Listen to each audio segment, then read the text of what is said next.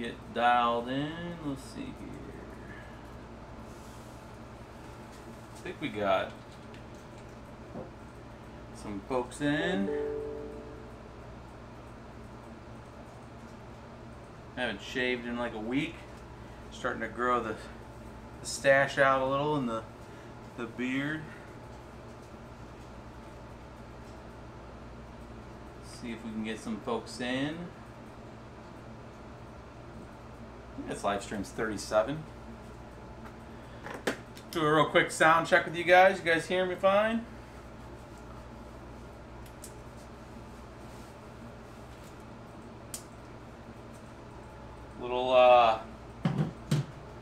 Little Bitcoin party. We got BIP 91 activated. We'll talk about that a little bit. We'll get tucked in here in a second.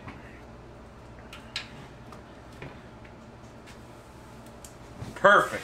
I was making sure the sound was good. We're going to get this out, shared on the web. Get some folks in here.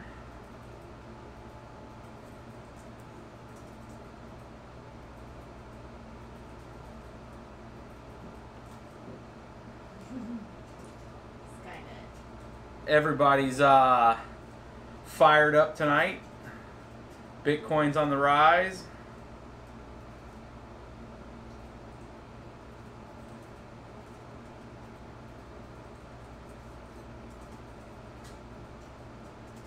Sharing this out to all the different companies that were using their stuff. Again, we always buy all of our stuff, guys. Nobody sends me nothing. And actually, the BIOSTAR board I have right here, I want to codify stuff. So this came from BIOSTAR, but I bought it. They did not send this to me for free. I actually had to pay for it. I paid for it, paid for the shipping. This came from BIOSTAR USA, and we're going to be going through that here in a few minutes. And explaining it, but all these parts our team purchases, so none of it's like given to us from companies. Now there are some of the rigs and stuff that we do work on and we do that are not necessarily mine or any of the other Bits Be Trippin' folks. However, those are folks that send us rigs and they want us to help build them or try to fix them or something like that. Sometimes we do cover some of those things, but we're not big enough. We're not cool enough. We're not big enough for getting free stuff yet. Supposedly, ASRock will be our first company actually sending us something with the H110 Pro BTC plus the new 13 GPU board. ASRock did reach out and they did ask us if we'd be interested in testing their new board. So I know CryptoMine got one. I think he got one given to him too, and already did a video on it. But when we get that'll be actually our first, I'd say, kind of not really sponsored. It's just a product review, but we'll test that. But let's get this out to the teams. Who else we heard? Corsair.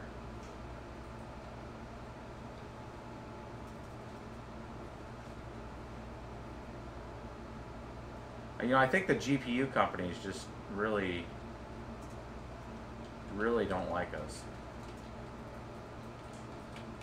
Even though they're making mining cards, you would think they'd reach out to the mining groups. You know, I don't know who else is between myself and the BBT crew here and CryptoMind, maybe the Bitcoin miner. There's a few YouTube channels that specialize particularly on mining rigs, but we're probably one of the bigger ones, and I'm surprised that like even the mining cards, it's like they're not really tuned in to like who's using them or something, or they're not really for the US market or something, because we haven't even, I've reached out to them and can't get anybody to talk to us.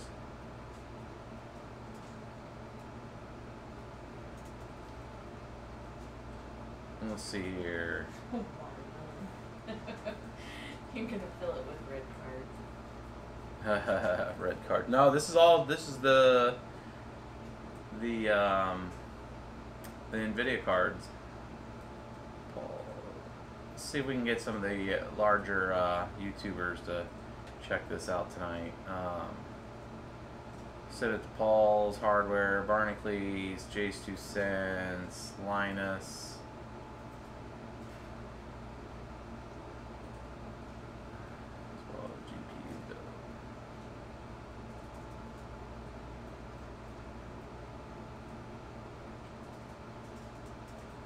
Let's see if they'll jump on as we go, like people get tucked into here.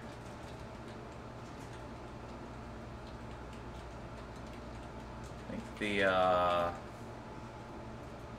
if we want to share the live stream, here we go.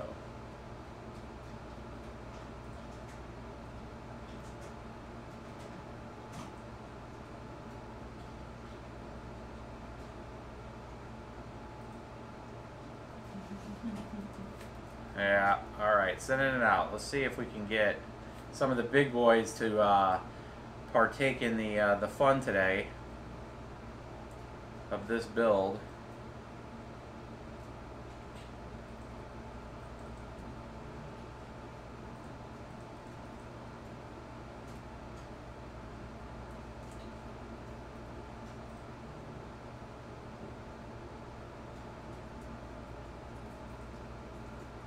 He said tweet it, and then everybody will retweet it. Yeah, if you guys can do that, I'm doing it right now. It is tweeted.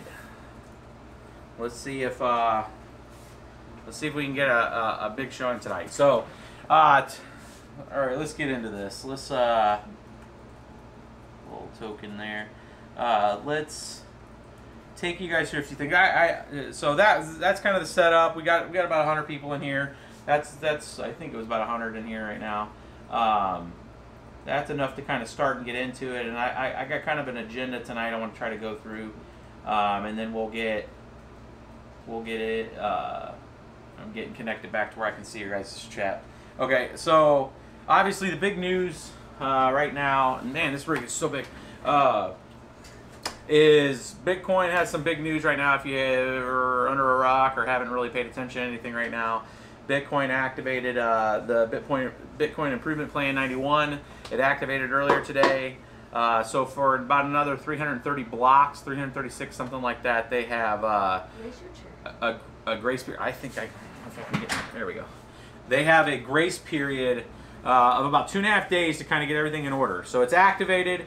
There's 2.5 days for miners and pools to kind of get their stuff together and be ready for the first phase of the activation. And then that essentially gets everything set up to where if anybody's not really set up, they start rejecting the blocks the folks that are not set up. And essentially if they have not signaled for that improvement plan, then they ultimately can lose out on a reward. So the miners got a couple day grace period to get their stuff in order.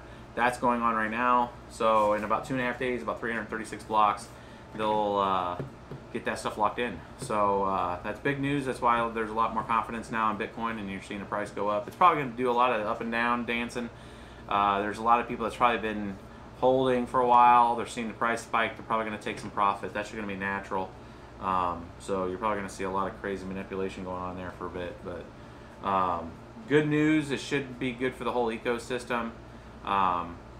It'll probably take a few days for people to kind of resonate and understand what just happened, which is fine. All the news agencies tomorrow, I'll pick it up. It was kind of after the news cycle for like U.S. news cycle, so they got to sit there and let their analysts kind of figure it out, and then they got to tell them, and then in the morning through most of the day, you'll probably see some stuff about it on CNBC and stuff like that tomorrow. So anytime you have like a 20% rise in a market, I mean, it's going to be like the next news. So it should have some residual buying in, and it might be a good week for Bitcoin. But that's that one piece of news. As we kind of get into this, I have a few other things related to like our multi-miner. There's a few little tricks and stuff that I wanted to make sure I shared with people tonight. We'll see if we can get this thing built and get it up, and then maybe we'll show you those pieces with kind of some automation that's already kind of built into it, and people didn't realize that you could do certain things. So I want to show a few tips and tricks. So like when you reboot your computer, and if you're using the multi-miner, you can actually preset it in part of the shortcut to auto start on whatever number you want. So there's a trick to do that, and that's kind of nice if you're used to like rebooting your computer. If your rig randomly reboots, you want it to auto start mining, and you're using that, we can show you that. And then I'll probably close out towards the end of the video. So the first part is going to be the build. I'll get into that multi-miner thing, and then the last part will be some discussions about Ethereum difficulty. There's been a ton of questions with that. We talked about it a little bit in detail of like, how's it working with Ice Age? What's it going to continue to go on the next retarget? How's that work if a whole bunch of people move off of Ethereum? And I'll get into trying to explain some of that. So let's get into this build. So for the folks not really paying attention, or on our YouTube or on our Twitter, of what this monstrosity in front of me is, this huge rig. This is going to be the 12 GPU mining rig. I'm going to give you the dimensions and stuff. That way you guys can kind of understand how big and what it is. You can probably see, I mean, it's kind of covering me up right now on the size, but the machine itself, or the actual rig, we do build these. It's right at 28 inches for the length there, and then the width here is 17 inches, and it's 17 inches tall. So this distance here to here is 18 inches. Somebody can do the centimeters of that, because I don't know it off the top of my head. Yes, 28 by 17 by 17.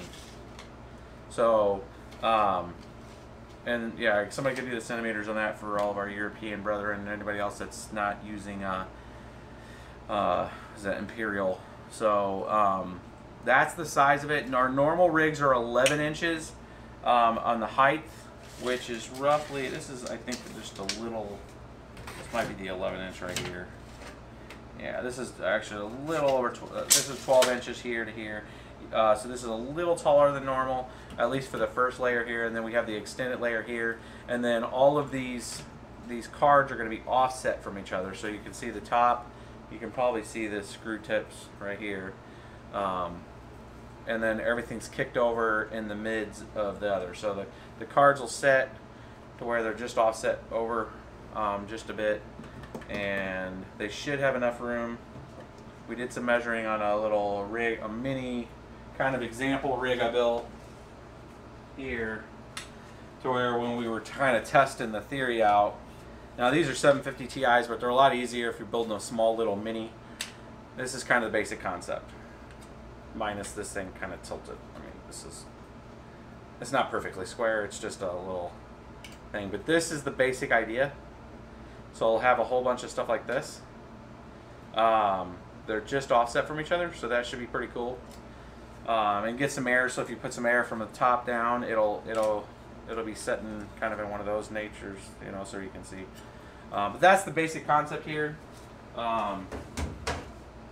And we went kind of with a Go Army kind of look with this camo green.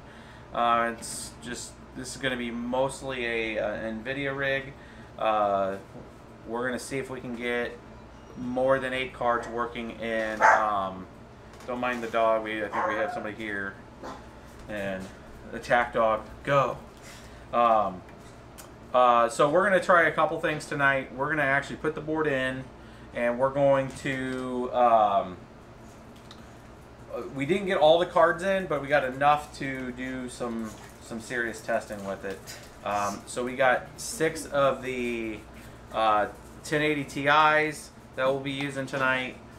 So yeah, 6 of those, and then of those are the Asus Founders Edition ones, and we're anticipating another 6 of those to come in too. And then we, just for supplemental, I have some of the super clocked edition. These are not the SSCs, these are just the super clocks you can see in the mini. here. The Superclock 1080 Ti's also. So that should be pretty cool. That gives us 8 of those tonight, and then we will. We have a whole bunch of other cards. So technically tonight, depending on how this build goes. See you, BBT Jason. That's where the dog was barking at. He had to come by and pick up something.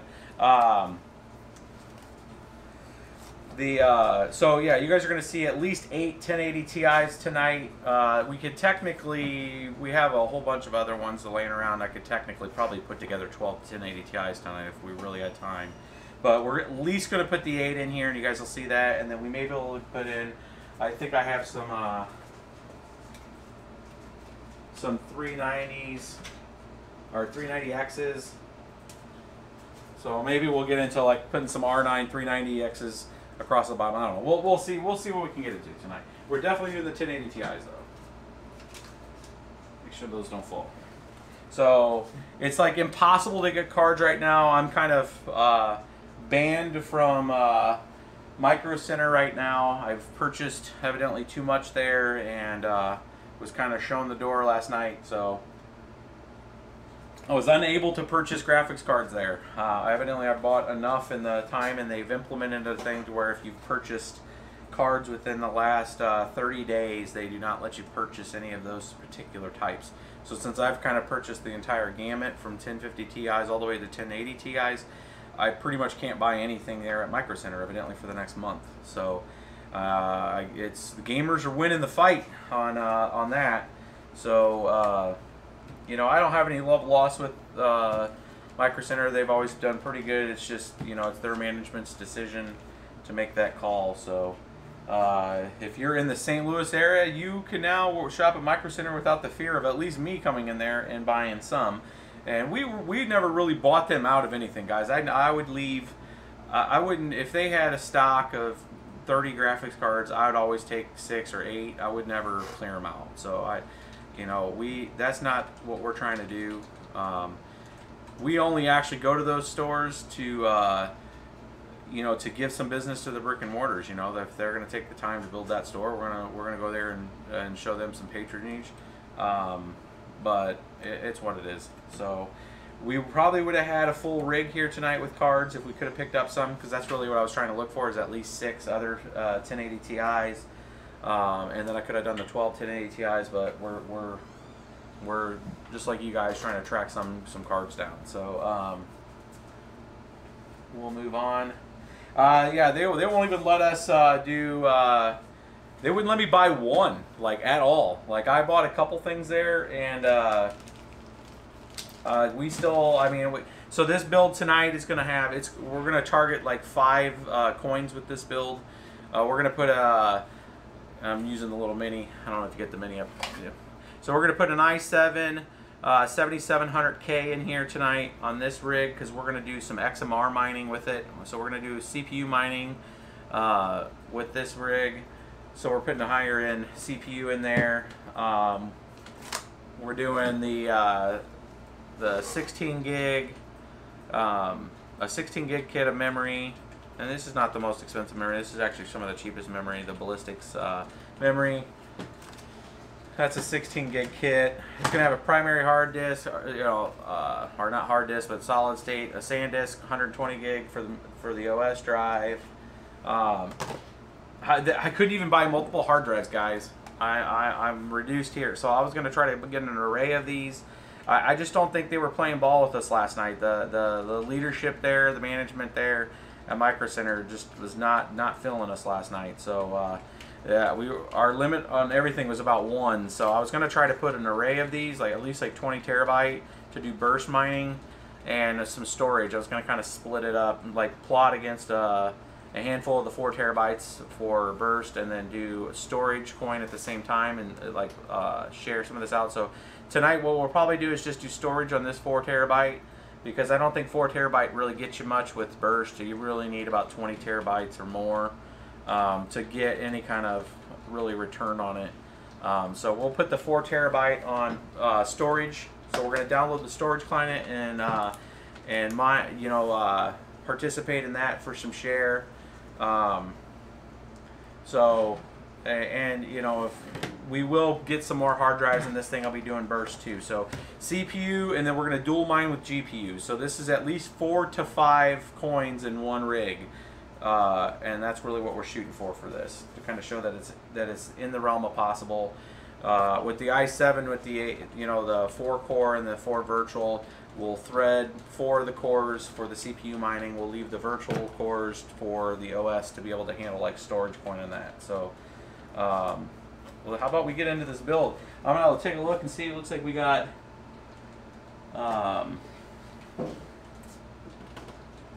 any questions? I think we're good. So yeah, and we don't have a Fry's in St. Louis. I saw that. With the Fry's is in Chicago. That's about a 300-mile drive for me to go up to Chicago. So this is the board we're going to be putting in tonight. This is the TB250 from Pro BTC, or it's just BTC. It's not a Pro BTC like ASRock. But that's the board, and this should show you kind of where it's at. What I'm going to be doing is I'm going to take out the power supply, and then we got water cooling for this this i7. It doesn't come with a cooler, and I thought it'd be kind of cool to throw a water cooler in here and kind of mount it up. And we already got a plate over here. We'll show you here in a minute. I already kind of mounted up. And we'll do a kind of a deep dive on this build separately. I'll take a video of it, and we'll do a proper episode, like 4 or 5 minute episode on just the build once we're done with it, to show you kind of the little things you won't see in this display tonight, of like how the water cooler is going to mount and all that kind of cool stuff. So I'm going to take out the power supply. Now, this is going to have to use a couple power supplies just because of the sheer size of, putting like 12 1080 Ti's in the same rig. But right now we have a T2 1600. I'm a proponent of the big power supplies. I always like the big power supplies. There's a lot of people, it's a super inefficient, like with cost-wise. You can totally get this done with like a couple 750s, maybe 850s. I've just always liked the single power supply, the T2s. But again, you do not need this. You could get by with a couple power supplies and a daisy chain. Like, I think we've got one over here.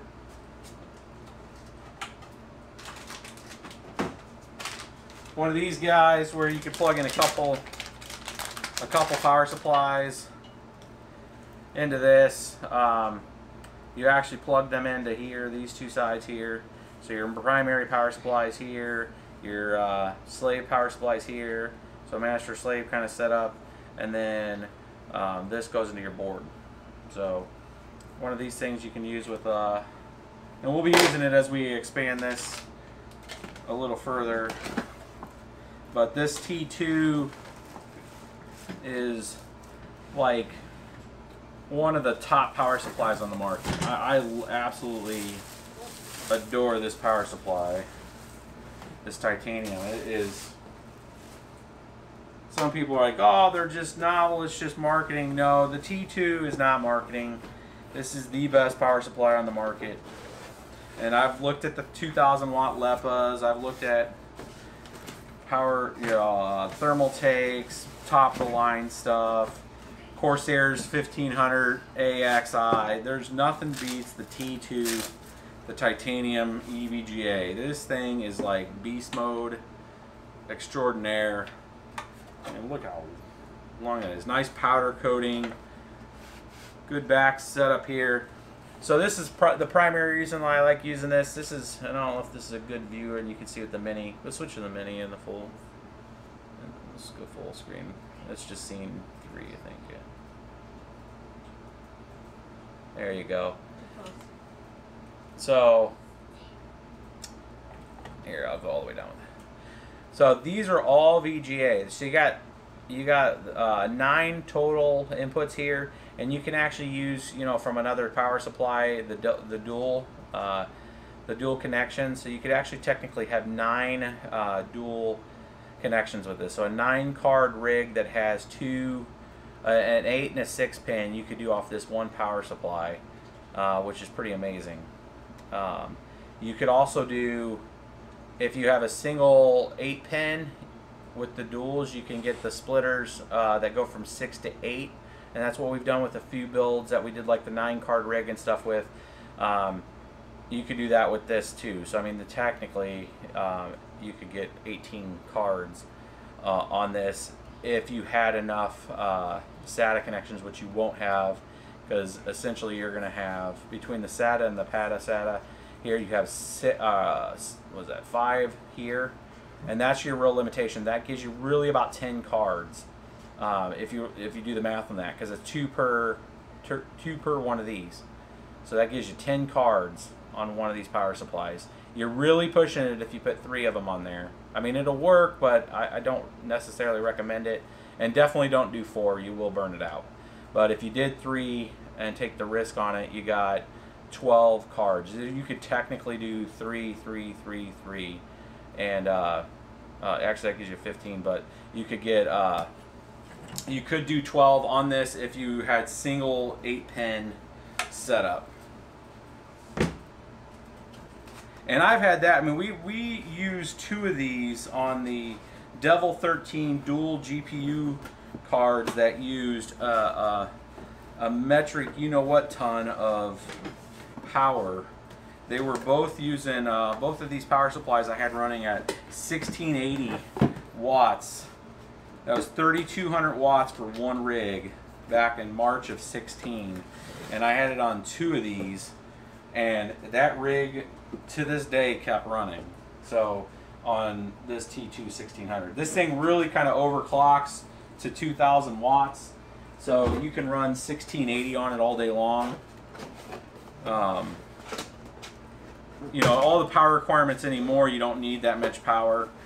So the main thing I wanted to do is actually just get this out, because I wanted to make sure from just where we're setting it at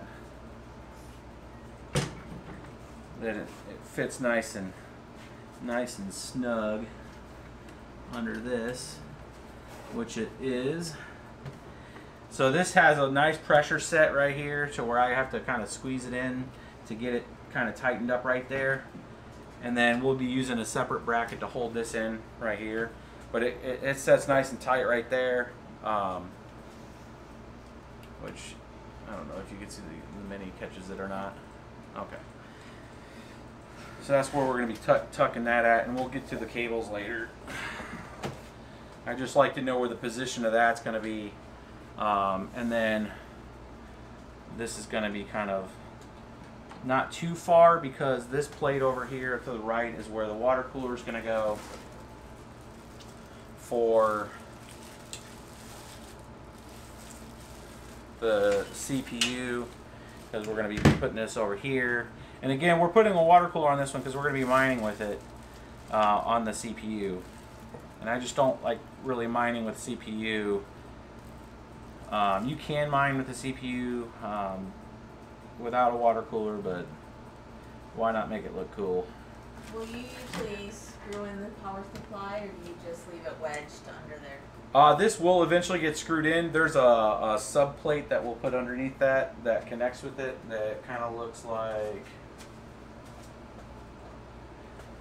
So I'm going to have a sprayed version of this that will come up underneath here, and it'll slide up underneath the power supply right here, and then it'll be screwed down, and it'll position that power supply in and lock it in. But the part that I have for that, we still need to spray to the camo look. Again, we build all of our cases. This is all angled aluminum that you can get from Home Depot or Lowe's. A case like this, material cost wise, is probably around 65, 70 bucks. That's with the paint and everything. It's about 45, and because this is a much bigger case. Typically the cases would be about 30 to 40 bucks to build. And then you got the time. It's about an hour and a half to really put it together. And You know, we use like a sand block to kind of, because these things can be super sharp when you first cut them, unless you sand them down. So there's some labor side to it, but I kind of enjoy building them. So it's kind of cool to put them together and then watch how they come together, and then look at different designs and builds, like you know, adding a secondary plate here so the water cooler will mount over here. That's going to be kind of cool. I haven't got into being crazy with like putting in like LEDs and stuff like that. I mean, maybe one day we'll pimp them like that, but you know, this whole thing was all about trying to save power and stuff, and you don't need to do any of that kind of stuff, and that kind of gets it to getting it into crazy land. Get back into here for. We're going to be using some of those thumb screws to kind of tighten this thing down. We already had some pre-drilled holes down here, so we could get this. What kind of saw do you use to cut your angled aluminum? We use a table saw, a couple $100 at Lowe's, and it makes it really easy to get perfect cuts every time, because you can kind of, you measure once with it, and you can lock in your measurements. Here we go. We've used and I pre-drill out of the hole, so now that water cooler is mounted there into the angled aluminum. Here, I'm going to use the little mini. You guys can see that. So we just put some. This is another L bracket angled aluminum that's been kind of just, you know, mounted down. The flipped away. You know, we just flipped this around and then pre-drilled. You know, the hard part's of measuring and making sure you can get the right holes set up with this. I mean, that's the hardest part of the whole build, is making sure that kind of stuff gets lined up, because it has to be perfect. And then you want it centered and all that kind of stuff. So you got some time in that, but now that's kind of mounted down, so they're not going to mount the fans on the other side, and we're going to push the air out this way because we want it away from the case.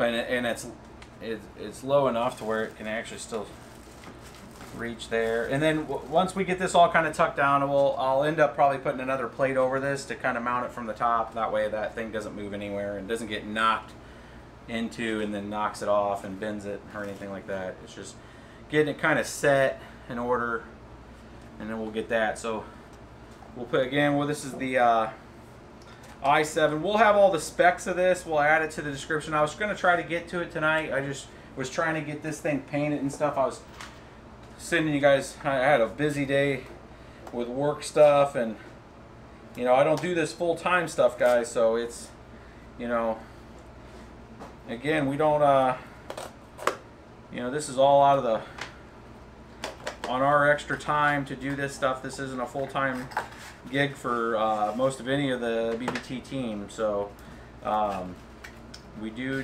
normal day stuff. We're not like full-time YouTubers or anything like that. This is way too small of a channel for that. You really have to get, you know, a couple 100,000 viewers and have like Patreons and all kinds of stuff like that to kind of get it to where you can kind of do it full time. So I did not have any of the time today. We're just doing other stuff, work related. So I had to get into this a little later, get it painted, get it ready, and get ready for this stream. So I was unable to get all of the content of the build up into the description, but we will do that later. Make sure that's nice and snug. It is. Little dips and pull switch there. This under over there, and then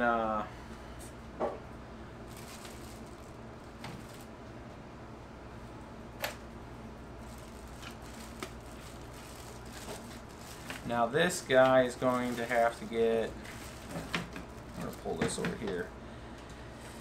There's going to be some connection stuff that we have to do with this. gonna set under this, and then we're gonna have to get the board mounted, but I gotta get all this done first. I can't mount the board until I do this part, which this is how this will connect through. This little thing's gotta go here for the water cooler. It's its back plate. Now these things go a specific way to make sure that they're compatible for whatever board.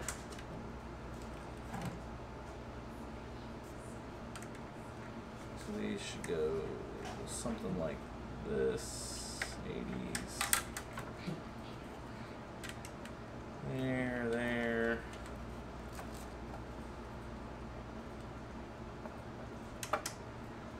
There. And this one needs to go over just a little bit.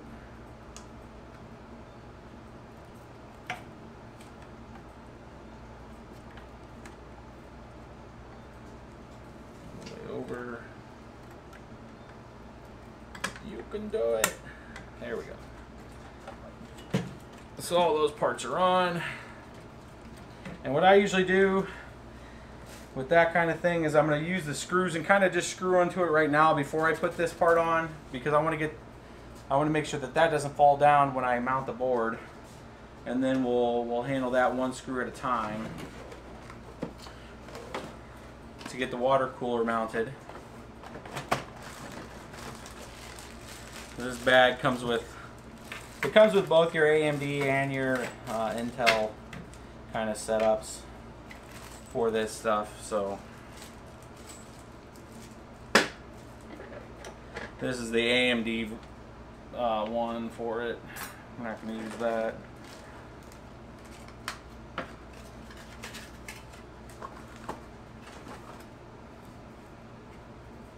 i7 sticker. You know, stickers make it faster, of course. I kid.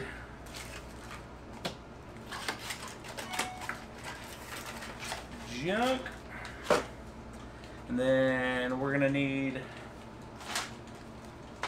so I use these little grommets here to mount the boards. So you can get these at, like, I get these on Amazon. We'll link to these. They're just little grommets that you can get, our spacers, bushings. I think they call them bushings, nylon bushings. And we got the size. This is the actual, where is it at? This is the one for it. I think this is. So that right there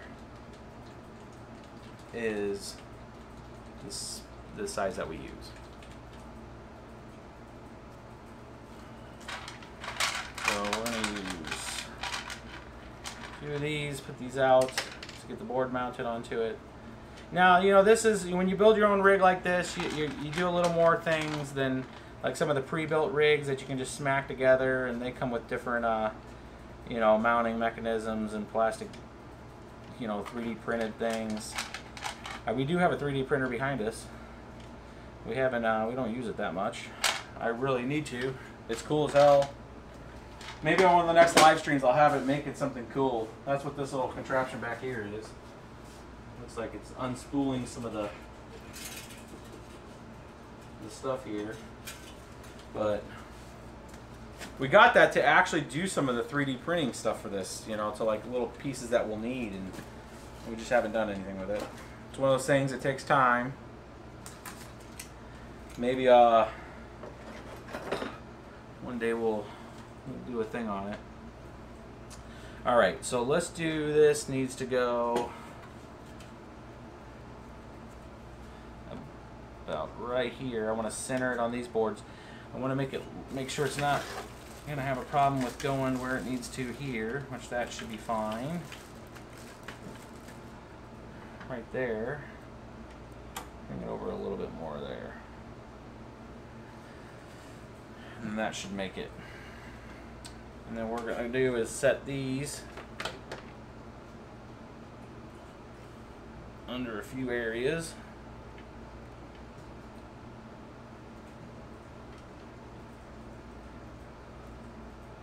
And actually, I want to bring this a little more forward.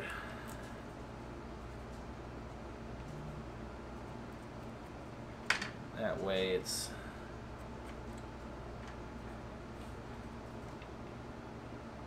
closer to the front where I can get to the cables.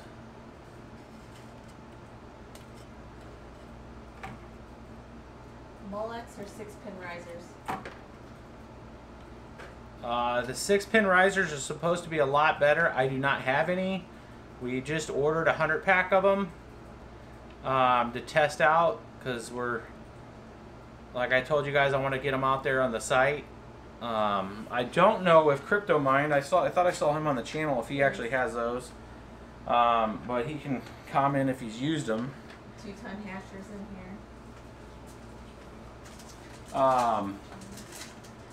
6-pin, from all that I've been reading, they've been really good. Again, we ordered 100 of them. I've made it through about 150 of the other risers, and I had, out of the 150, I think we're almost done with the pack that we had. I had 11 that did not work, that broke, 2 of them that smoked up. Oops, that's the wrong screw.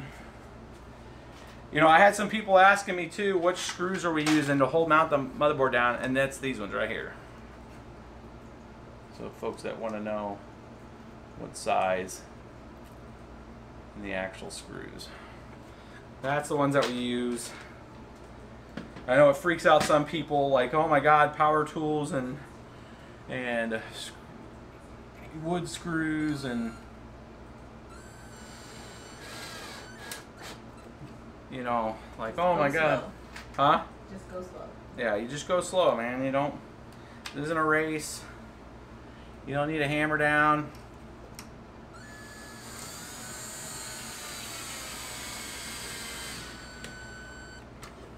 You know, you don't even I set it on the low torque setting on the drills, just to make sure that it's mounted in there and good.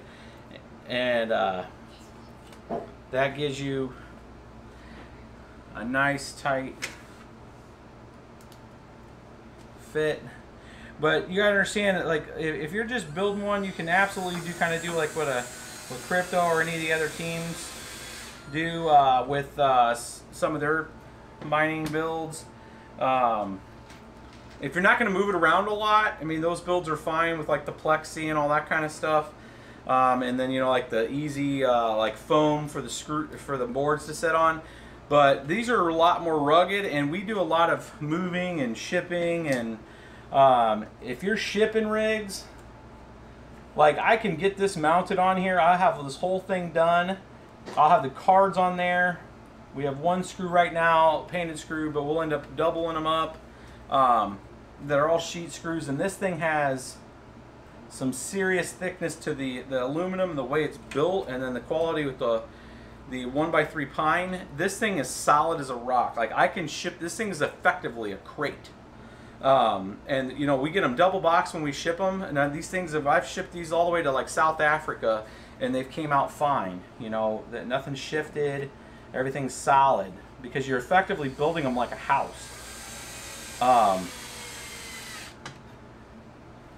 I mean, they are not going anywhere. So if you're going to do a lot of shipping and stuff like that with the cards or the mining rigs, usually I put one right there, but this is, I got it pretty tight right now. You don't need in the center there, because it actually holds it pretty tight there. If this one was actually going to get shipped, I would have put 6 of those screws in there, and it would have been, this board would have been locked down, and nothing ever happened to it. Like, the boards would break underneath it before that board comes off. Alright, so we got that done. Now, you know, I was going to put the screws through those, and I didn't do that, so I'm glad it didn't fall. Even though underneath here I can still get to it, so it's not bad.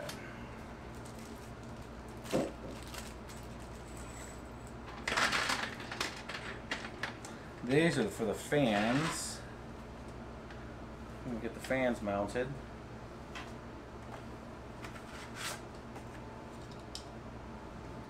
And these are going to go this way.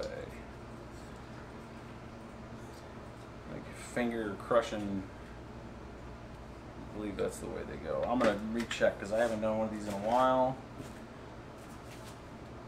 And I want to make sure I'm not pulling air through the damn thing. Again, guys, do not be too big of a dude to not read the damn instructions. You know, people put time into this to make sure dorks like us don't screw it up. Yep, so that's what they want to see. You want to see the open area of the fan like this. Needs to be like said. That's what I want to make sure. I don't want to be pulling air into the rig. I want to be pushing it out of it. So this really does not matter. More of just where you want the wire to go, which I want both the wires to go kind of the same. For wire management.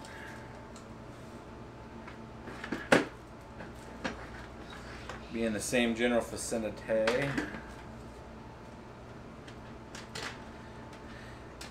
This just has a washer in this.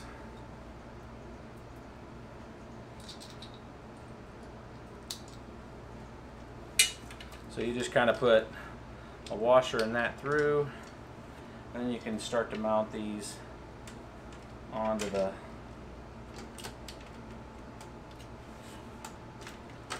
deal here. Now some people put these on before. I used to do that before I'd mount these things up, and I always found that I'd have a, like I'd get it all there and then I'd have to take it off because I couldn't get memory and stuff. So it's just natural habit that I don't do that right away. I make sure that it's going to fit. Now that I'm not going to power tool because one, it's going to be grossly a pain in the butt to do, and two, that's kind of a small screw to give it, you know. Can you angle your mini hand better? Yeah. Right that way.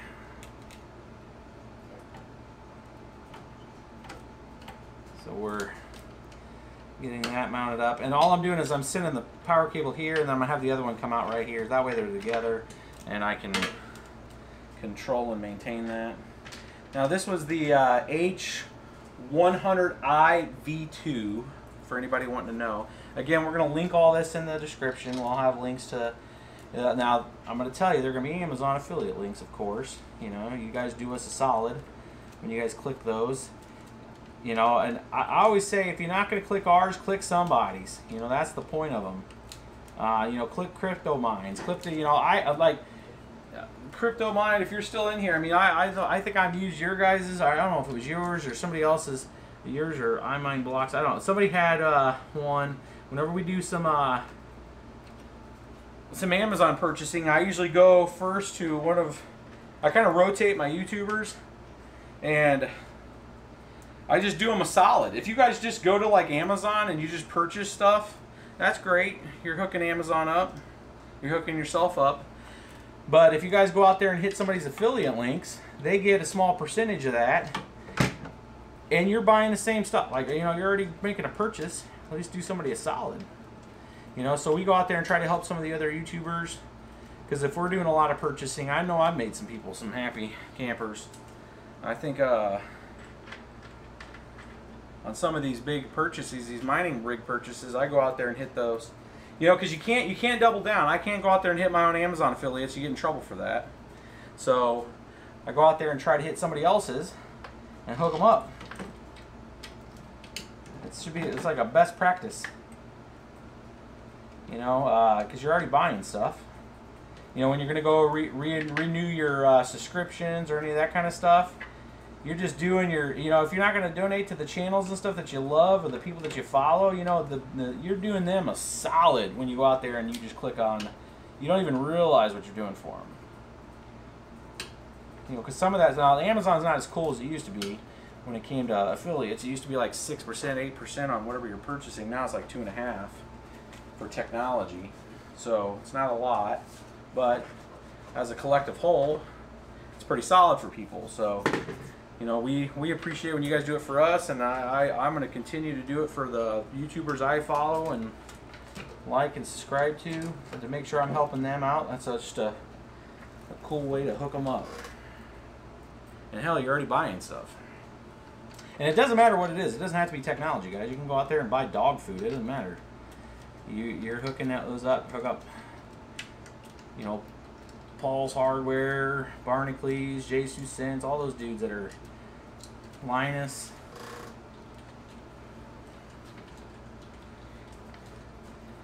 Now sometimes you don't know you're hooking them up. I'm just trying to speed this up for you guys. Usually I do not use this, but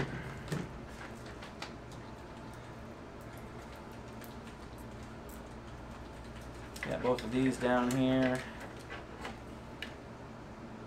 You know what I wanted to do, guys, too, if I could get cards. You know, it's funny because it's like we're not even wearing out the you know, the industry. Like, send me free stuff. I mean, if they want to, cool, man. But if not, whatever. We're still out there picking it up and buying it and building rigs. And we have a lot of people that reach out to us and try to have us build rigs for them. And you know, so it gives us opportunities to touch sometimes some different hardware that we normally wouldn't buy, and then we just bring that to you guys. And one of the builds I'd love to do if I could get cards is, like, you know, like a Seahawk. You know, a whole bunch of these. We have a cool design kind of laid out to have a whole bunch of these water cooled. You know, like 6 of them, and just all the water cooled piping and all that kind of stuff. Kind of what we did with that Pro Duo build that we did a few weeks back, where we had them kind of split across two areas.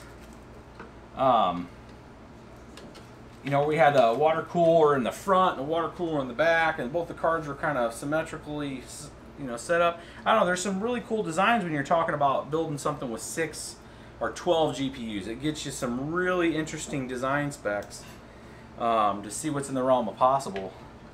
And this is kind of a little test right now to see, you know, how mounting one of the water cooler setups like this, because the Seahawk and the hybrid coolers that are bigger, you know, I wanted to see, you know, let's see how this works if I, you know, have one here. Like, I could do I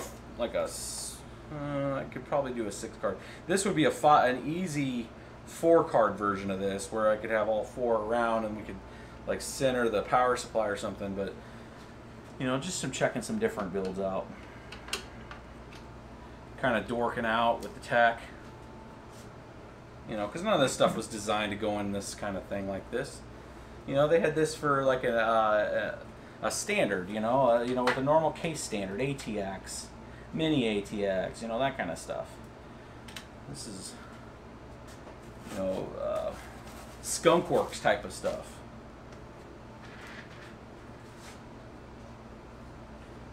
I like that. 1080 Ti is a little test. Yeah, just you know, that's why I'm really surprised we don't get more exposure to the larger entities. I don't know if anybody else really. I mean, there's people that have put together, you know, 6 card, 8 cards. You know, people, individuals that are miners. You know, that went out and that's all they could buy. So they went ahead and made the investment, bought, you know, 6, 8, 10 of them. But, you know, they're not YouTubers. They're not people that are, you know, going out and creating regular YouTube videos on it. So I'm just surprised that none of the industry hasn't really went out and reached out in any way. All right. So I usually put a different, like Arctic Silver on there. I don't usually use their stock solution, because there's, you know, some basic thermal paste there, grease that they put on there. I had a... Say thanks to Bob. He's got to go to work. Well, he's got to go to bed, so he can go to work. Bob, check it. Should watch the rest of the video later. Thanks for that super chat, buddy. We appreciate that. We're paying it forward with getting some more cool hardware.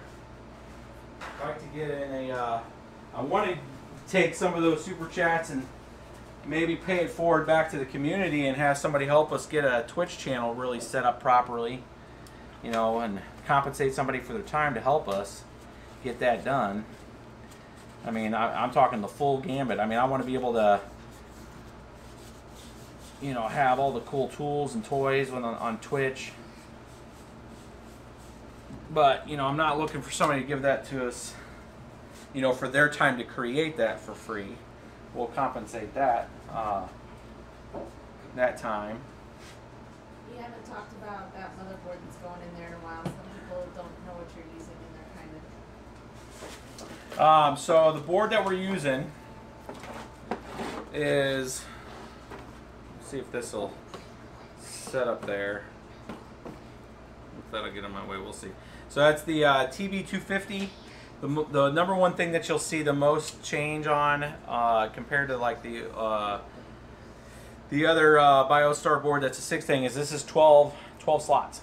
So if you look right here, all the slots, this is for a 12 GPU mining rig. And this is fresh off the press from BIOSTAR. It's about a month old actually. It took us we were trying to acquire this board about a month ago. I think right in the beginning of June. So a little over a month maybe. I was actually talking to BIOSTAR. They actually had reached out. One of their marketing managers reached out and was asking, you know, hey, would you like to try it out? Like, yeah, sure. Like, okay, send us money. I'm like, well, okay, I have no problem buying it. I'm trying to get a hold of it, but it took it a little bit. It sat in customs for a while, and we're I think there's a few YouTubers that have already built it and have some rigs. I think CryptoMine has a video out there for it, so you can see it running. We were gonna try to do some testing with it where we're gonna have like all 1080 Ti's, and then see if we could get it working in Windows, and if we run into some issues or whatever, we'll try to get it all in Linux. And so this is the build portion tonight. We will try to fire up the OS, I mean, if we have some time, and get at least an initial pass. I mean, that's kind of the great part about this build, is to see if the damn thing works, right? But the deep testing and all that, that'll be a different video, but we will get it up. We'll fire it up tonight, so don't fret, we will do that, and give you a little taste of what it is. But I want to do more of a deep test with it. I want to have 12 of the same GPUs, that kind of thing, working in it. So that'll be a separate video. So let's get this thing greased up. So this is Arctic Silver 5. So it's just a little more kind of the industry go-to. It's a little bit more than I usually put on there, but we'll use So less talky, more worky. Yeah, exactly. I'm gonna spread. So I use the plastic to kind of give it a nice little even. Somebody says they read that the BIOSTAR can't run 12 of the same type. They have to be mixed. We'll see. We will see. I'm a kind of a trust but verify, so we're going to. I hear you, but we'll see if we can get it fixed and arranged here. Was this the? Or yeah, this one should have the right.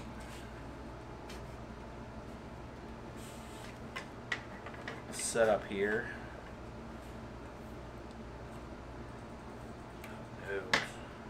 Right. This might not. I might need to bring this closer.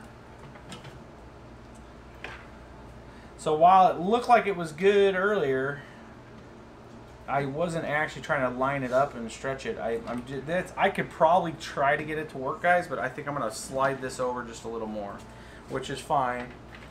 It's just 4 screws. I'm going to back out, and I'm going to slide her over and back. I think when I pushed it up towards the front a little bit, it was a little too much because it's just too tight. I don't like this putting a lot of tension on these brackets, because while they might fit right now, when you start really getting them hot, I don't want it to have an issue with that seal.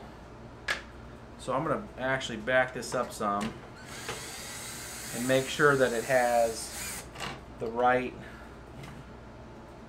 tension on that line. Because I actually had it set back where it needed to go, but then I wanted to bring it back forward a little because I'm going to have to plug cables into it. But I'm just going to bring this guy back some. Is it just pull it harder? Yeah. Anybody was watching Digital Gold at night that their water cooler blew? Ask them about pulling it harder.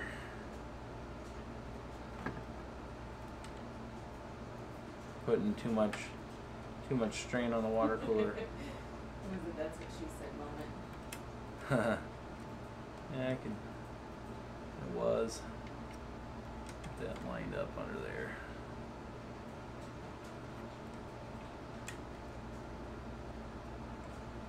Hold on. We're gonna pull these off. 'Cause I was losing this. I noticed. It was all perfect. And then I had to move it. But I do not want to have a catastrophe. So we're going to bring this back. It fell again. So what we're going to do is we're going to put a screw on this to hold it in place.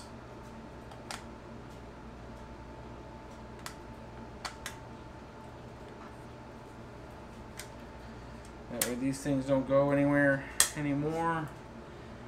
We're just for right now going to put, usually you're supposed to put these brackets on anyways. So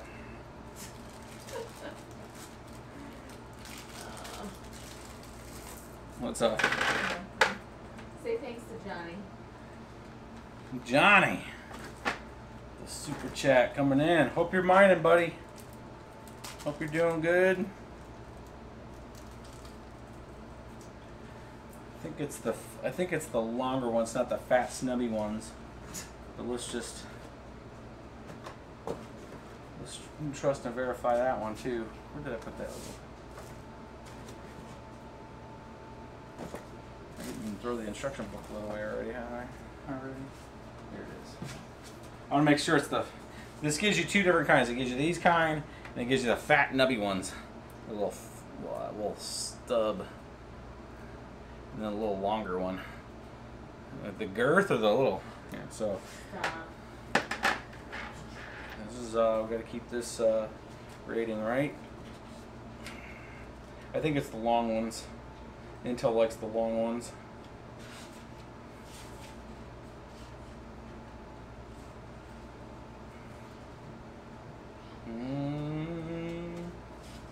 Well, it might be the fat nubby ones.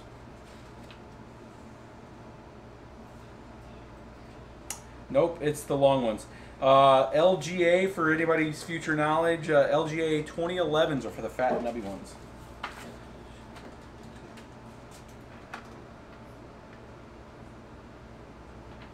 So we're going to go ahead and put those in place now, and then I'll reset this board right. People are like, oh my god, we're never going to get to mining. He's still digging with the water cooler. The water coolers actually take time. That's the only crappy part about them. Thanks to Esteban. Esteban. Band. Oh, Esteban. Like a boss. We're 5 spot, buddy. We're gonna get that. We're gonna get that Twitch channel after all.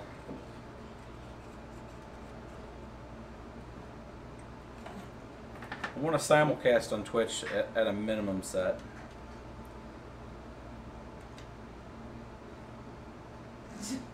Oh my god. What? Nothing that can be repeated. Nothing that can be repeated. Yeah, I'm just kind of presetting these screws for this thing won't fall, and then that allows me to kind of lock that water cooler on.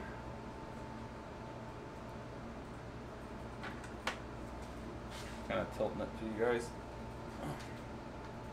been over that rig. Rocking a little Skynet shirt. My celebratory Bitcoin improvement plan shirt. Esteban says that he wants you to get a hat cam with it. A hat cam. I might have to. It's just zoomed in on the hat. No, that's looking at what you're looking at. Nobody wants to see your hat. They want to see what you're seeing. That's a great idea. I wonder if I could pipe in the GoPro on your head. Yeah, I think I can. That would look really intelligent, I'm sure. You know, put the little. I have a couple GoPros, so we could do it. All right, now that we got this in order, let's get this tucked in back. And what I'm going to do before I mount all those screws down, I'm going to get one of them set, and then I'm going to test we're going to test the ranges on where we need to be. So I'm just going to set this one because I keep moving this and it keeps moving that. And it's all over the place. So let's do this. That should be back to the thing enough to where we're good there.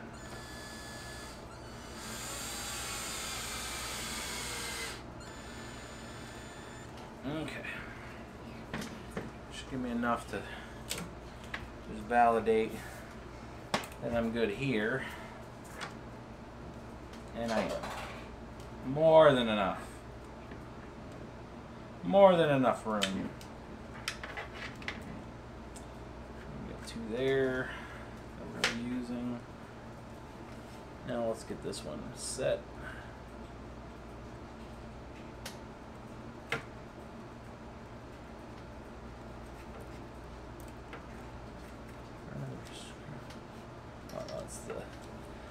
The actual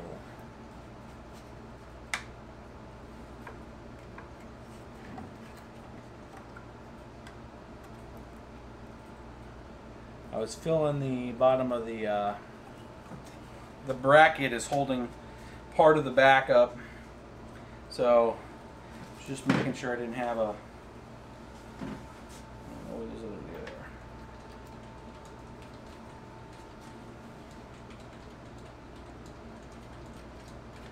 I want to check one thing. Come around. Looking.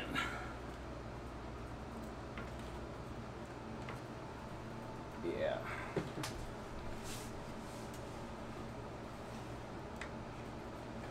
So what is your criteria for a good mining pool?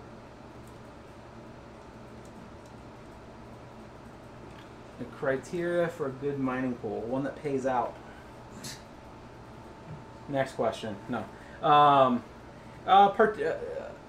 would say a criteria for a good mining pool is if you see a lot of activity. There's quite a few miners on there. And do some searching. I mean, before I jump on any pool, I go to more than one source. You know, so if you're on a forum and somebody's talking a lot about it, check other forums to see if anybody else has heard about it. Make sure that there's, you know, look up like hate speech with it, like meaning like I'll look at the pool and I'll Google like payouts and no payouts, and you know, just use Google to your advantage to see if you've seen some kind of controversy with the pool. And to see what kind of controversy. I mean, you're always going to have internet and trolls and people that just hate life and they'll just crap on anything. But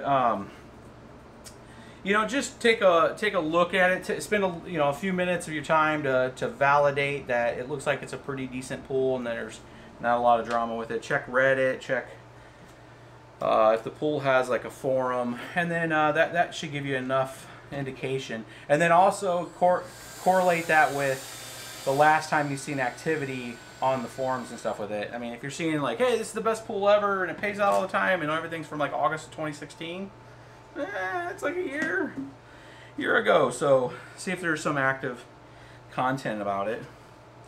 You can also drop into kind of active communities. What I would suggest is like our, I mean, this is kind of a shameless shout out for our Discord channel, but drop in on BitsBeTrippin at Gmail, or you can email us, like if you're really super concerned, and maybe you'll get lucky and we can respond quickly back to you. We do get quite a few emails, but if anybody that's been seeing stuff lately, I've been trying to get back to everybody. Drop in on our website, go to our Discord channel, and there's a ton of activity in there. Just ask somebody in there, like, hey, have you guys ever heard of this pool before? Any experience? And most of the community in there is pretty chill and pretty cool. So, you know, and if you don't see anything, just make a Reddit post about it and say, hey, anybody seen this?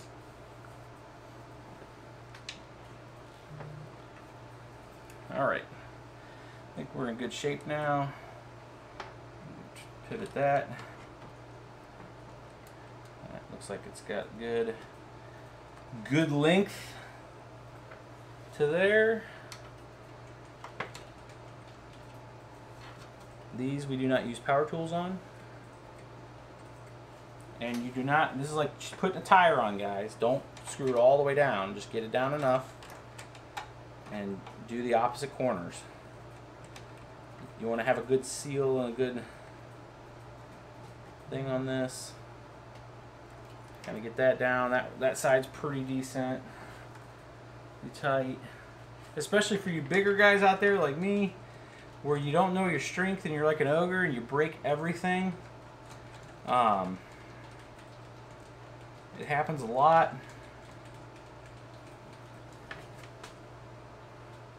Like big guys like us, we're supposed to be like in factories or something, man. I mean, not playing with IT stuff. So, like, I break things all the time.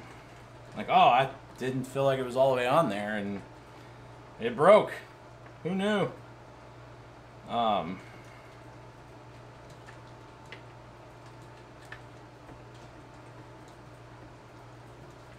You know, kind of just rotate around, make sure it's got a nice tight. All right, it's tight. These are thumb screws for a reason. I do not actually apply a screwdriver to them, just because my hand torque is more than enough for this thing.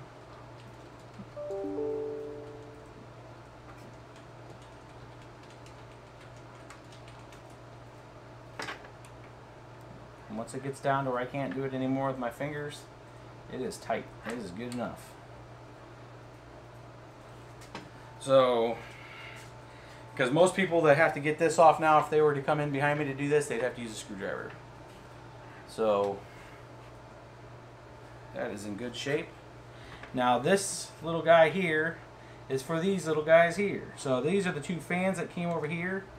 And this thing's got the temperature control system on here to spin those fans up if it detects that that radiator's getting warm, and that because of the flow. So, and this cable here, so you got the two that come off the water cooler that power the fans over here. We will zip tie those here in a second to get those out of the way.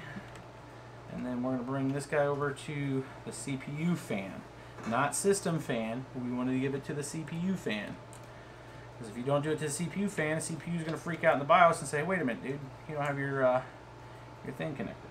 So we're going to connect this. Connect this. Man, my hands are dirty today. I said janky in the channel, and they said janky is a Midwest term. Like pop or soda. I think it's pop up in the north. Yeah, we're soda. We're soda. Down south is Coke. Yeah, south is Coke, and it's all the same damn stuff, guys. It's just, yeah, up in Minnesota and Chicago, it's all pop. They like your technical terms too. This little guy is for this, and that little guy is for that. Yeah. That's very technical, specific. Yeah. So the fan, 4 pins. All right. So we're gonna. There was I don't see it. I did have a. scissors to snip those. Uh-oh. That's annoying. They're bringing out the wash. Wash. Say envelope. Envelope. Oh, come on. The master word. You say envelope all the time. Envelope. You do. Toilet. Toilet. Toilet. Making fun of my dialect. Alright, so all these extra cool parts are for some kind of other fabrication, maybe at some time in its life. These are excellent to keep around, these extra, because these are normal like screws and they're a little longer, so they're nice to have. Because you never know, like when something's not really fitting. Usually I have a little thing I put those in. I'll just throw it in here and we'll cross the streams in that box. Yeah, order. I need a trash box. I think I'm going to turn that Corsair boxes. I do not keep the extra Corsair box here. Make sure nothing else is in there that I don't need. Nope. Corsair box has been turned into trash. Alright. So now we're going to throw some memory in it. CPU's good.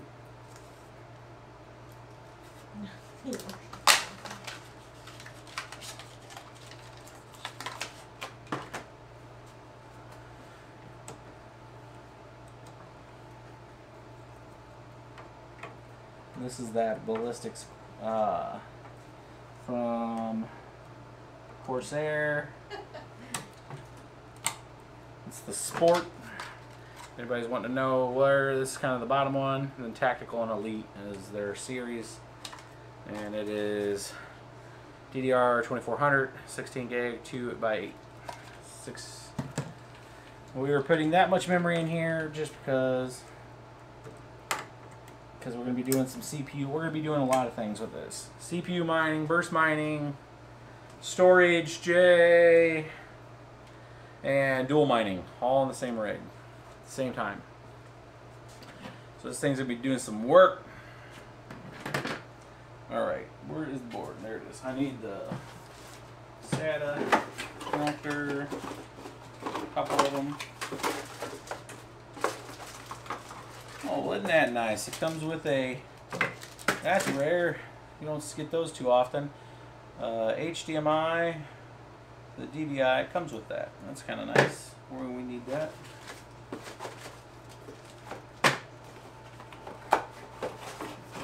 Stuff doesn't ship with that stuff anymore. It's kind of rare. Gotta give BIOSTAR their props for actually, I don't know what I do with all these. The back plate for if you put it in an actual case. I don't know why they should not ship this board with that. I get why they do it because it's like a standard and it's like you have to. Because some person may for some reason buy this and put it into a PC and want to have the back plate for it. But we need both of these cables because we're going to be putting the 4 terabyte hard drive in here too. And I still need to build the mounting plates for that.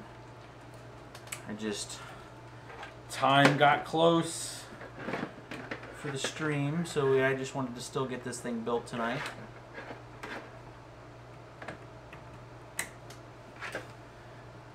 So they're looking for a tennis player. I told him he's on vacay. He's on vacay. We'll get him when he's back. Yeah, he is far, far away. So we're when he gets back from out of town, he's international right now, so he will not be back for another, I think he's back next week actually. He's been gone for 3 weeks. So he will be back in town. And yes, he'll be, I think he wants to build another rig, so we'll let him embarrass himself with that again. So this is a high performance hard drive, evidently. I do not know much about the, I got kind of out of the hard drive game after the Raptors. Anybody knows those, the Velociraptors? That was like the stuff before if you wanted a RAID 0 pair of Velociraptors, man, you were the stuff. Oh, 320 gig Velociraptors and RAID 0 with a pair of them. And then you were real cool if you had the 15,000 RPM ones. I was always getting the 10,000 RPM ones in RAID 0. I think it was fast though, man. It was not bad. I mean, I would still keep an SSD all day long. Alright, so we got both the drives kind of out. Again, I wanted to get like 4 of these, and I was going to build like a little these. I was actually going to mount. Where is this guy at? Making a mess. I have like 4 or 5 of these trays. They asked the tennis guys out of town at Wimbledon because that's going on right now. I'm not making a comment on that. No, you can just think what you want to think about where he's at. No. So I got these little. I had a whole bunch of these different cases that had these like Thermaltake kind of drive trays, and I was wanting to put a few of these in here, and then I'd have the drive tray array there for the burst mining. So that's essentially what's going to happen with this rig. Is I'm going to put one of these trays in here that gives me that the ability to put a few more of these in. I had to order some more of those drives, so no fear, this thing will get mounted. It's just right now we're going to set it right there. We're going to set this one right here.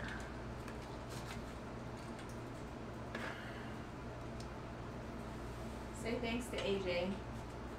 AJ, like a boss. A 50 spot. Get back to helping so much. AJ, like a boss. I hope we helped you, buddy. I hope you have any questions, man. You drop us a line. Make a list. We parse in all those folks that give us super chats. And all those. One of the things I was gonna do is with the super chat list is, and if you've given us a prior super chat, don't worry. You don't have to super chat again to get this, but I'm making you guys a special category in our Discord. So if you've given us a super chat of 5 or higher, you're going to have a category in our Discord. So your name and color will be different, and people will know that you're the boss. You're awesome. So for helping out the community, because what we do with those super chats is not just pocket those. We make the channel better. So if you're a contributor of that, you get shown that you're a contributor to BBT.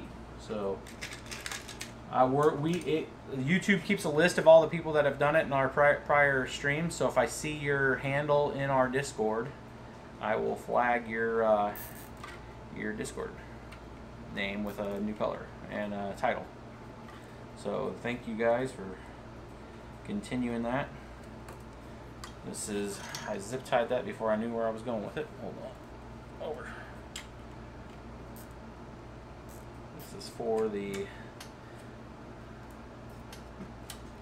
oh my god, I'm gonna have to undo that here. Let's see here. This is for USB right here. And we're gonna have to kind of tuck this guy over here and down. There we go. That is just for. Hour and a half and no cards yet. Oh my gosh, we're already at our house. Hour and a half. I talk too much. All right. You walk around in circles too much. There's a lot going on in my brain. I don't want to forget anything. I don't want to pull tennis player and like not have everything plugged in all the way. That's why you guys get these things usually in episodes, because this stuff takes, beauty takes a while.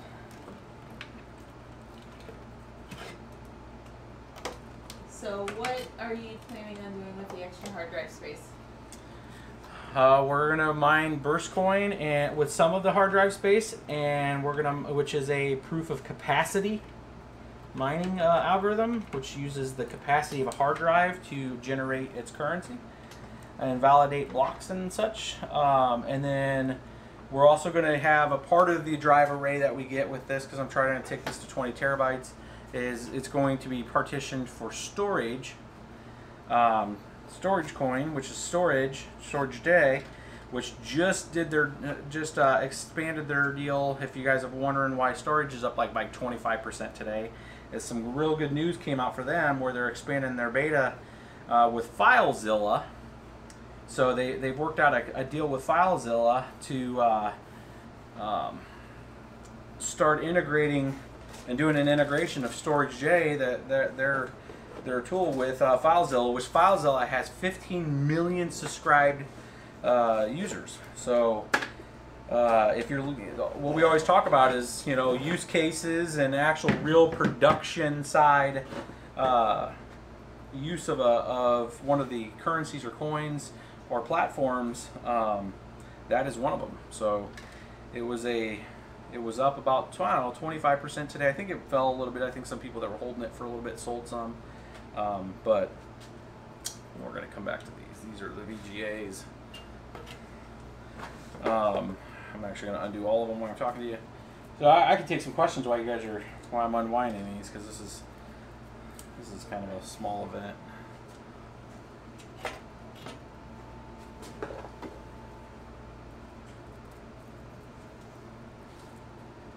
You have enough SATA connectors for all of these risers? Yes. I have enough for the cards that we have here tonight. We will probably have to go to a second power supply, which I have another power supply if we need one. But what I'm probably going to be doing is robbing Peter to pay Paul on this and switching, grabbing some more of these, because I have a lot of extra of these double connections. Because these were all singles, like the ones I just unwound right here. These were all single 8 pins. This is a 8 and a 6 pin, and I'm gonna need at least 8. So I already know that I'm gonna have to take some from another. So that's a SATA. That's a PATA and an SATA connector. That's 4. It's 2 and 2. So kind of a weird connector. The T2s come with those, which is a little strange connector, but will it play Minecraft? This thing will play Minecraft like a boss. So we are going to be building a mining rig that, per request, I've had a few people ask for some mining rigs that they wanted to game with, but they also wanted an array to build. So I'm going to take this build back here, one like this, with this this case, and I'm going to have a box like this that's a little, obviously a lot smaller, but it's essentially a 6 GPU mining rig, but it's just the GPUs in the case, and you can like pick it up, and it'll have its own supplemental secondary power supply.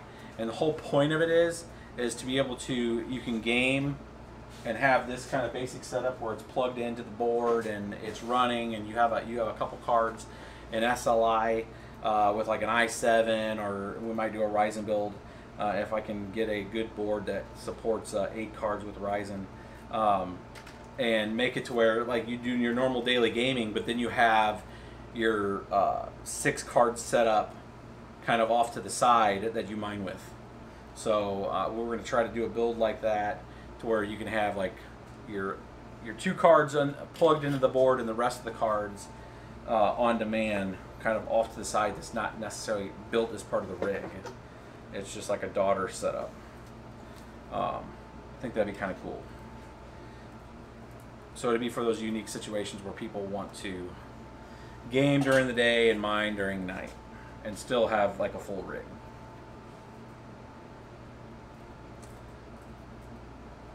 You know, see, if the industry wasn't so anti-mining, I equivalent the mining scene right now to like, it's 90. Oh no, because it really didn't happen until 2001. It's like 2001, and Napster is getting slammed by the RIAA, or it was RIAA, and you had like, who was it? Like Metallica suing people instead of embracing, you know, MP3s.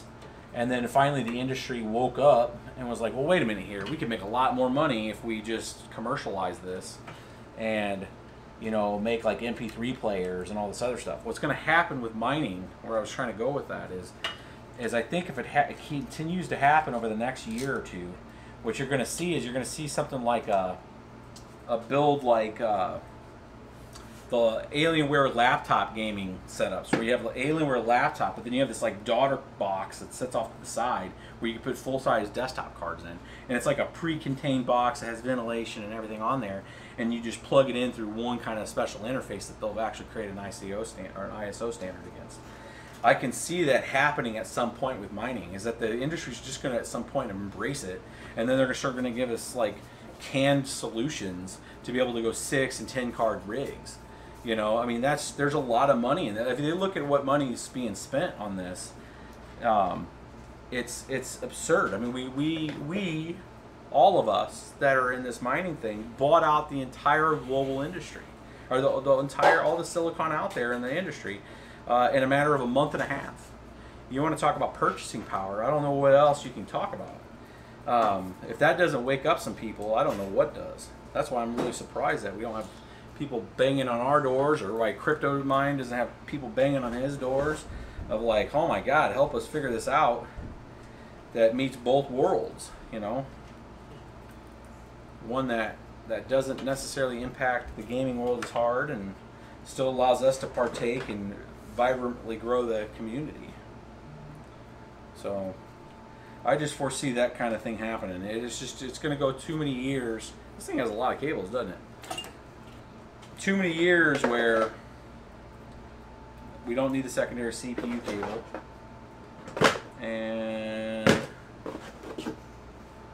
we do need these. You want to rehash the Bitcoin talk for the latecomers? The Bitcoin talk? This morning. For the BIP 91 that's activated.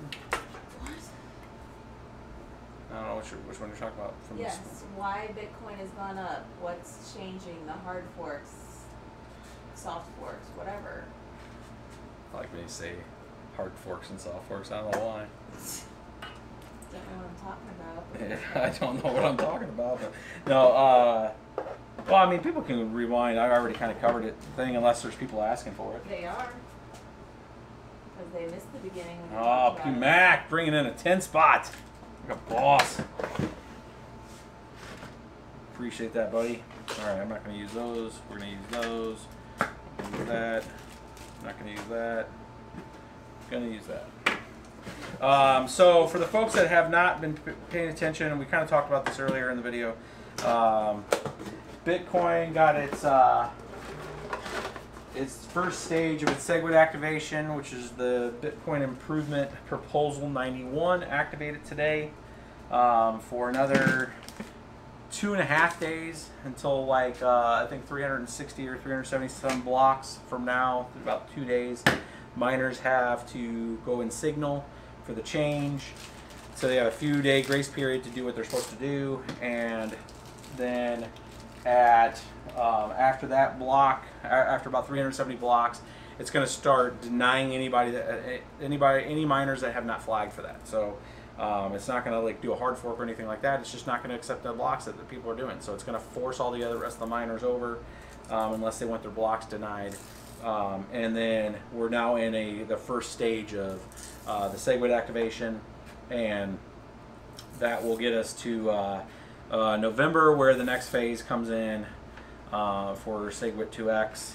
So that's why you're seeing a big bump in price. You know, a lot of the drama that was coming up to August 1st is now kind of settled, and people can get on with their lives with Bitcoin, and it should show some resilience in the industry. That's why you're seeing a big bump in price right now.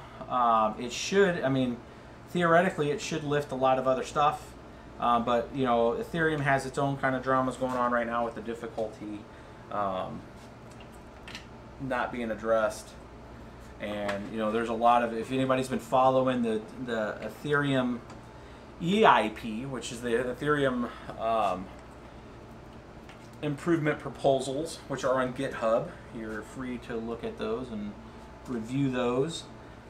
This is where the way they talk and discuss about what their next plan is. One of them, which is number 649, Ethereum proposal, is what to do with the difficult bomb that's now active and what's causing Ethereum to take forever and a day to mine, is being pushed artificially to try to wean people off of mining Ethereum, because that was anticipation for proof of stake. Well, since they're not going to do proof of stake in this calendar year, they need to address the difficult bomb. They need to defuse it, is what you'll hear Butterin talk about. And they made a decision last Friday not to do anything with it until it reaches 45-second block time or higher. Essentially accepting the fact that if everything stays as planned and people continue to mine and continue to do that, it will not take a hit until around October, November time. Well, I personally don't think it's going to take, it's not going to make it that long. I think people are just going to get tired of not, if the price is suppressed and the people are not making as much, they're going to move to other coins. And that's what we've done, and with a lot of hash power and stuff. And it's just, we're not in this for the health, right? So if you're into mining and you have investments and you got to return on those investments, you can take an investment risk and just continue to mine it at a loss, with the understanding that the little bit that you're going to get will be worth something more over a long period of time. I have absolute faith in Ethereum will do very well in the long run. There's just too much foundational stuff being applied to it. More and more businesses looking at syndicated and private change with it that will eventually, once they want to communicate with the greater level of people, have to go to a public chain. So I think it's still going to be a very good thing. But bottom line, back to mining, if a lot of hash power comes off of it, then they're going to have to do something, because the block times are just going to go up exponentially faster than I think what they're calculating by November.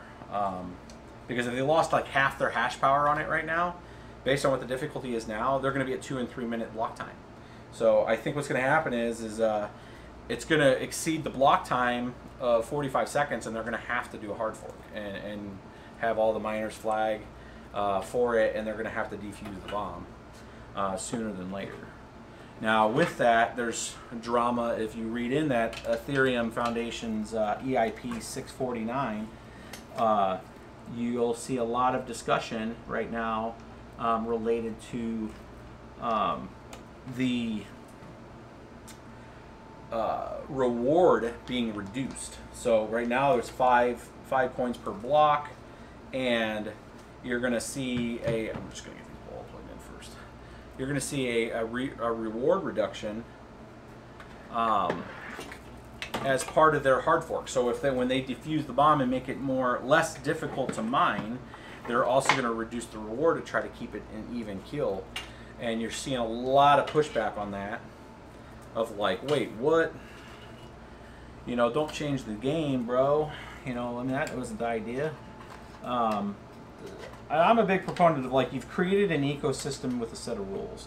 That ecosystem has thrived because of those set of rules, and there's a natural order to things when you have difficulty. The point of difficulty is to ensure the block time retargets around the time that you're trying to expect. So if Ethereum comes out and says our block time is 10 seconds, then it makes it mathematically hard enough that all the hash power on there chewing on that algorithm, it takes it roughly the 10 seconds to figure out the solution to the next block. And that's kind of the point of it. So if people are really concerned with, like, well, I don't really care about block times and all that, how does that matter to me? Well, how that matters to you is the way blocks and stuff work is, if you send something to somebody right now on Bitcoin, immediately you get confirmations, right? You send it, hey, transaction, hey, I'm getting confirmations. But it's not part of the next block yet, right? It's a part of a list. It's part of to get written to the immutable ledger, it has to be part of that next agreed upon and validated block. So you could have tons of validations, confirmations, but you're not. Your transaction had not been included into that next block. So you make a transaction, blocks are rolling. You're queued in what they call the mempool. You're just one of many, depending on how much gas you put into their transaction, and you just prioritize based on how much you added to that transaction. Most people just download wallets and leave the gas. They don't mess with any of the gas stuff. They just send a transaction. It has a default state of how much that cost. So it comes up. It's like you made a transaction with somebody. It rolls up and says, I paid this much to be in this transaction. Essentially, that's your ticket to go into the next block. If you've added more to that transaction when you go to send it to somebody, and you've went over to what they would call a higher priority, you have a higher chance to be in part of that next block. So when you're trying to reconcile with somebody that cares about something of value, where they're like, I'm going to sell you a car, I'm going to make this contract with you, even though they'll immediately see transactions as validated, or they'll see transactions as confirmed on the network, that happens almost instantaneously because miners start picking up the activity. It's not part of the immutable chain yet. It's not committed to a block, and then another block comes in, and now it's threaded. It's part of the chain, right? It makes up that next block. So some people will wait for it to get into the block, and then they can see it on the chain. They'll go into ETH scan, or they'll go into Bitcoin, and they'll look and they'll say, yep, it's on the blockchain.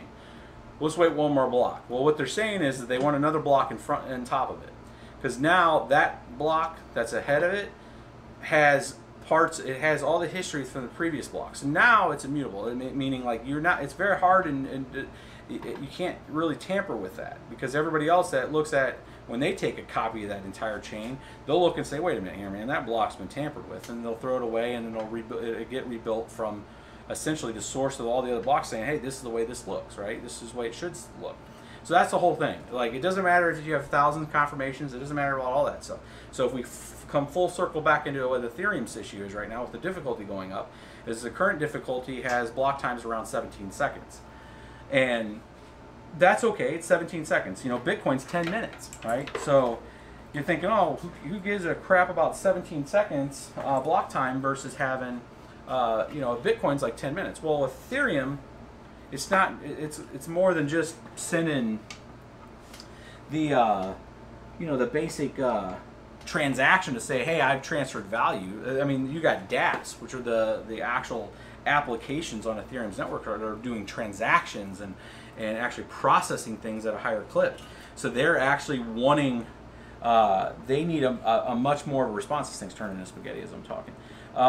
They're needing a much more rapid response than just, you know, your run-of-the-mill Bitcoin that takes 10 minutes. You know, they need something faster. So the Ethereum Foundation, prior to that dev meeting, went out and, based on their conversation, I'm just paraphrasing their conversation, went out, parsed the network, and said, you know, and talked to contributors to the network that are writing dApps, and said, hey, if we were to let this difficult thing just continue, how long, or what's the block time get until it starts impacting your dApp, your application that you're writing?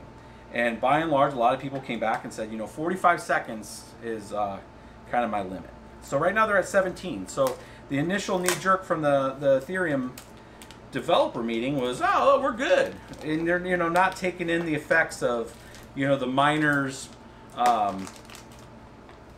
you know, effect on that. You know, they're not taking that into consideration. They're looking at it like it's an ecosystem of value, and it'll just get more valuable because it gets more rare, and you know, it's just the way it is. And it's a big assumption, and that's with a lot of risk, because if you lose a lot of the mining on it, because people are just like, you know, maybe there's something that gives it competition, you know, like Ubicoin or something else that starts gaining value and becomes, you know, more profitable, miners are going to go where the profit's at. I mean, that's kind of the activity. You are exchanging your hardware and your power and your time for not just contributing to that network, but to some kind of monetary gain, and some kind of a, you know, payment back on the equipment and time that you've invested. So, I mean, that's our contribution to the network, is we're providing the validation, we're providing the security of the network, and for that we're compensated. So, I mean, it's a kind of a long way, and I'm just kind of ranting. I don't even know if you guys even care about this. Someone asked, since you're talking Ethereum, not the Bitcoin thing that we started with. Change the subject. No, but with the Ethereum, if it goes proof of stake, does that make any changes to the coins that you mined before proof of stake? No, not at all. No change with anything that you previously mined. You got what you got, and if you have 1,000, you can partake in the proof of stake, which is cool because then you could. But I mean, not a lot of people are going to have 1,000 Ethereum to put up on a node and get paid essentially interest on that. Shrink wrap.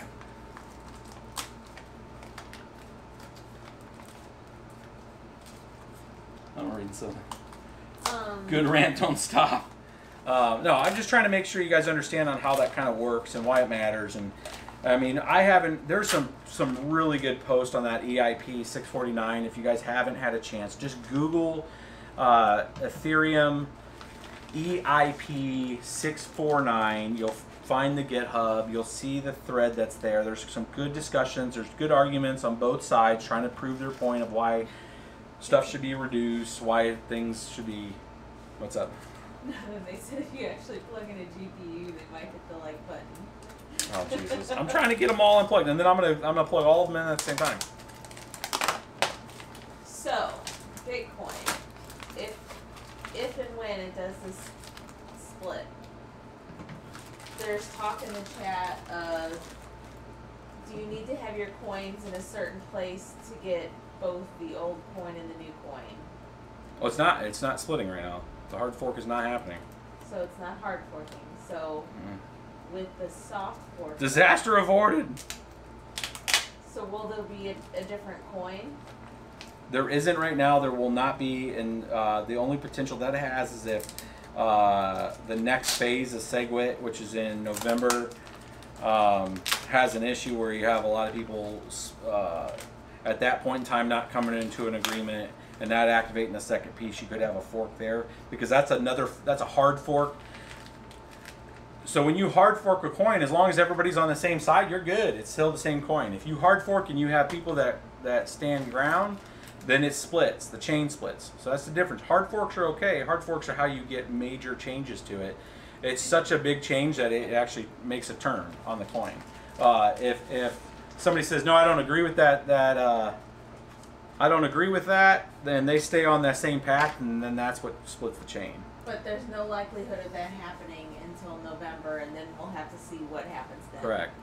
So the August that's thing, why, yeah, that's August first crisis is averted. Correct. Yeah, that's what the grace period is right now, is that miners now have to activate over, otherwise their work is going to be denied, and they're not going to make anything. So we're going to put these on the top. So they have 2 days to get their stuff in order and flag, or any work that they're submitting is not going to be validated. So it's going to get everybody in order now to get their stuff flagged over. And man, these things are tight. You know what? Well, so they're saying starting tomorrow, the 21st, that 80% of people need to go with it or not. That it could still. Yeah, but they're over that. They're over that right now.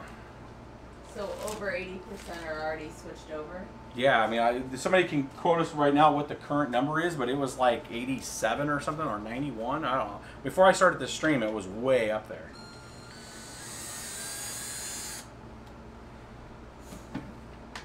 Like some of the ones that were kind of holding back flagged, so it's rolling. That's why you have Bitcoin sitting at almost 3,000. We keep switching back and forth. So with Ethereum, someone said they've noticed the difficulty has kind of leveled off. Is that because people have stopped mining it? No, because it's not really so it's going to hold the current difficulty until the next retarget. Ice Age is going to retarget it, I think, on the 26th. Somebody can fact check me on that. I think Buterin may have put some special code in there to make sure that it wasn't going up. I think he paused or slowed it, but it's still going to retarget based on Ice Age and continue to go up. So unless he comes in there and the Ethereum Foundation just stops the difficulty, and then what you got is what you got. But I haven't seen anything from that officially. Shouldn't you be doing the bottom ones first? Huh?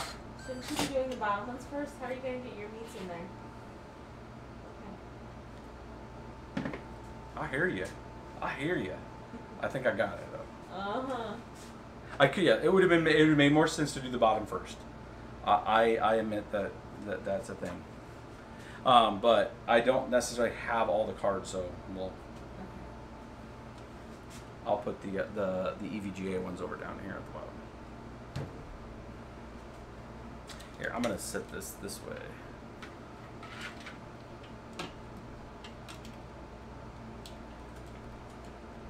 With that. Hey, can't see much. It's all light.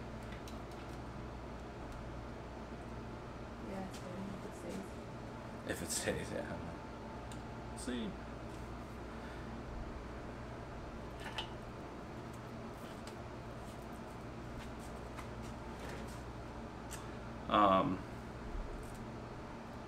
Fired up. Oh my gosh. What? We can't have late night streams anymore. Why? We're getting bad in the channel.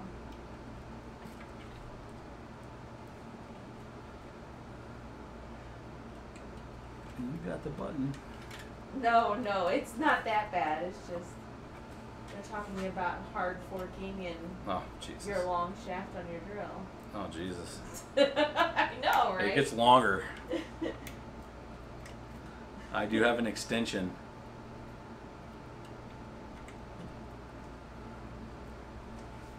When we talked earlier, you mentioned when you cut your angled aluminum, you use a table saw. Table saw, yes. In one of the episodes, they actually show it, so.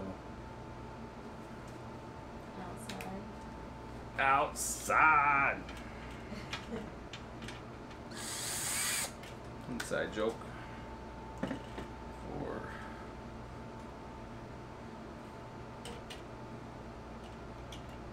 I have to get some of the other.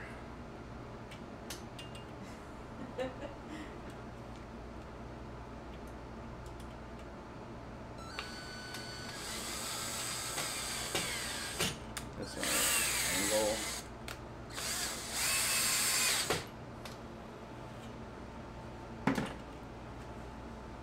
What kind of blade do you use on your table saw? It is a, it's made for cutting the metal. It's a DeWalt. I don't remember which grain. It's very thin teeth, but it's made for this cutting the sheet metal. You just call it a sheet metal blade. Leave that on for right now. Yeah, it's not the wood blade. Yes. So I need the more doubles. So it came with the 4 double connectors. Actually, it came with more than that. I think it comes with 6 of these Yes. double connectors. And you wear glasses or Yeah, of course. sunglasses or something. Yes, when you're if you doing do that? not wear glasses and you're cutting angled aluminum, you're probably gonna like lose an eye. I can't tell you how many times the metal shards just fly back and hit you. It is a violent activity. All right, you ready for a super chat question? Absolutely. What's the deal with 1500 memory straps? One of my cards ends there, but 1375 timings did better. 1250 gave me artifacts. Any timings too low? Thanks. Well, it's usually you only mess with 15 or 1750. Only a couple cards, I think, with the Alpida memory can use 1425. What I would say is there's a few which I'll link his website out there. He has a lot of straps and custom straps for some cards. Sometimes you have to get into where none of the straps you'll copy on some cards, like the XFX series, like the Black Edition and stuff. Like none of the straps that you copy work. It'll cause the card to just die, and you have to custom strap it, which means you have to get into a hex editor and you have to understand the memory timings to make a change, and trial and error until you find a good memory timing, and then you're working with a custom strap. We have that for a couple of the things. If we have the card and we haven't been able to find one, then we try to create a custom strap that you could do with a hex editor.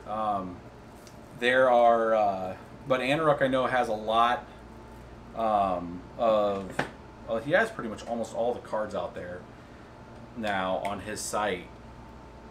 We'll link to there. Which cards are you talking about? I might have one for him. Jake, what kind of card is it? And I need the memory, and I need the brand, and so the memory size, the memory type, the model and brand.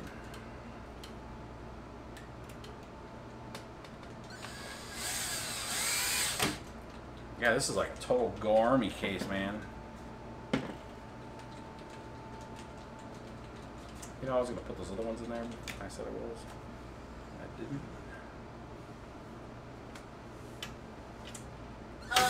They're asking if you've ever tried pop rivets in the frames. Did you Yes. do that before? We did on one of the rigs, one of the other BBT crew. We did the rivets and the snaps, and it just does not make the seal that the sheet screws do. The sheet screws are just on another level, man. They really make the mold. They bind a lot better.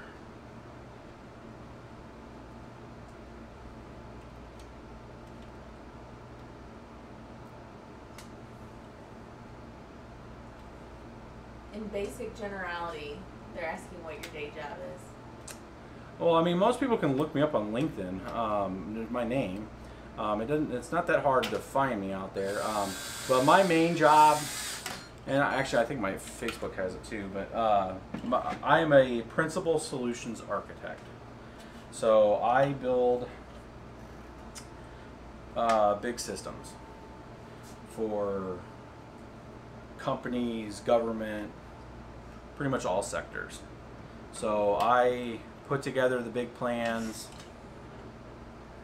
for those companies, and from everything from cloud to software implementations to full development cycle stuff, cradle to grave. That's the day job.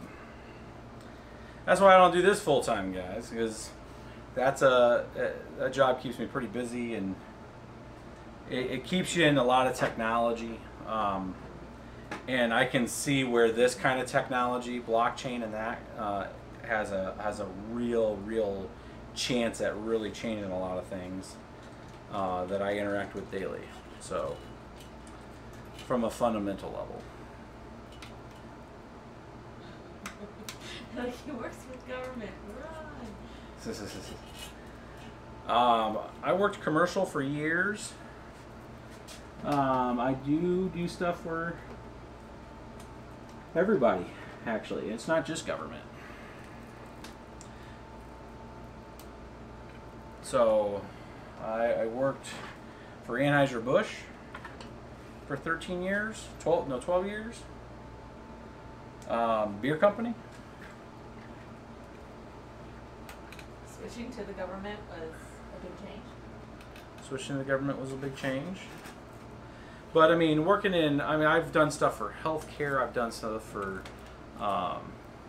pretty much all the major sectors. And I mean, a lot of it was started with development, application development, cradle to grave development, Scrum Master,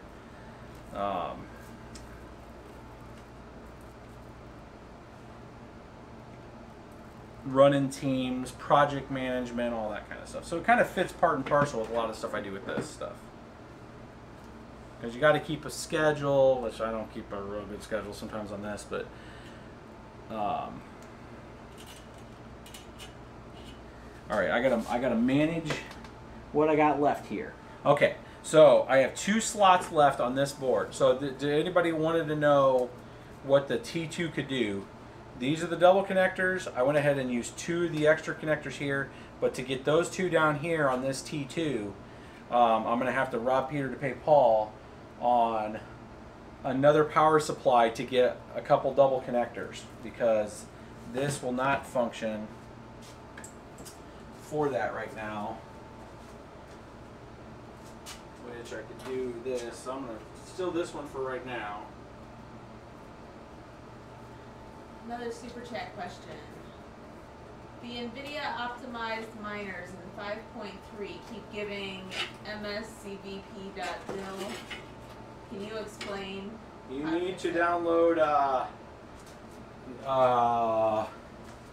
let's write that down. So there's a, you need to download .NET 4.5, the framework, because you're, it leverages that. So there, if you look in 2 or 3 videos ago, look at our live streams. I think live stream 33 or 34. I think 33. You'll see a link to a Microsoft download, which will update your dependencies, which will fix that error.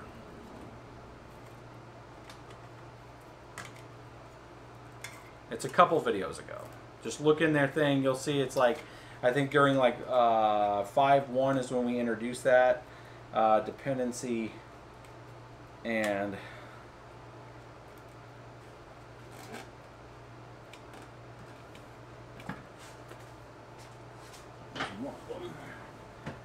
I need to get one more.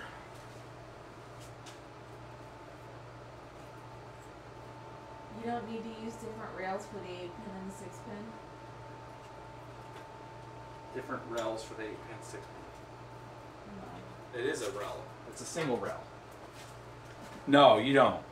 None of these newer modern GPUs require the heavy rail requirements like the old 290s. The RX 290s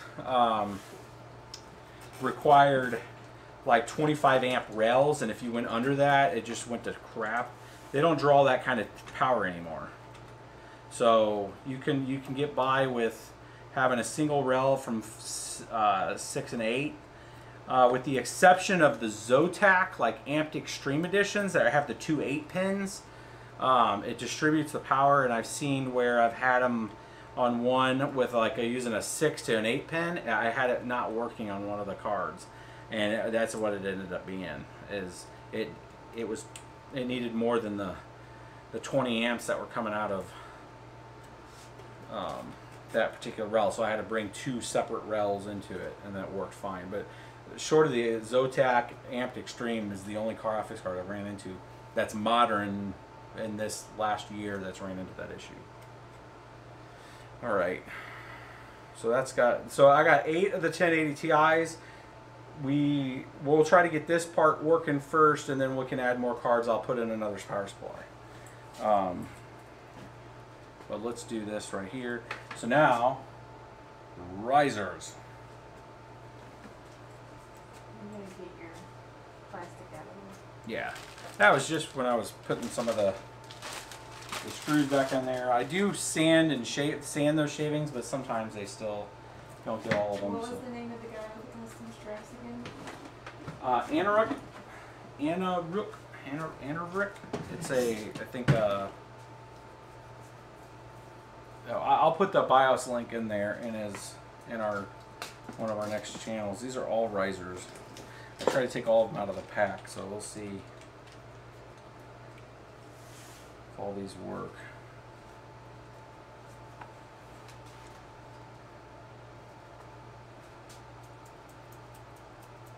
I know those 6 work. Well, we'll start with this. You're lucky. Well, I'm going to get all this plugged in. So what I'm going to do is I'm not going to immediately plug these in. I'm going to plug all of them in here. but I'm not going to plug them into the board because I'm going to plug the board in just with the built-in video, and while we'll get that set up. And then I'm gonna reposition this camera to under here. How that looks. So you can see the. So I'm just gonna leave these kind of dangling for right now. And we're just gonna plug in power. We're just going to get it really staged, so all I have to do is plug in those when it's ready. But when you first do this board, don't plug in any of the graphics cards. Get the board set up, get the BIOS set up, get it all updated, and then... Do you ever power the PCIe risers and the motherboard separately on different PSUs? I had bad experiences doing that. I've seen a lot of people doing the risers on separate PSUs now with pretty good success. Initially in 2014 when you do that, you get a really bad loop issue. But they really didn't have a lot of daisy chain. They didn't have any daisy chain cables at the time in 2013, 2014. So you had to power everything off the primary PSU. I'm going to be powering off the primary PSU for all these on that T2 1600. But what I will do is we'll go on an adventure when the ASRock board gets here, and we're going to split it to where we're going to be powering the risers off a couple power supplies.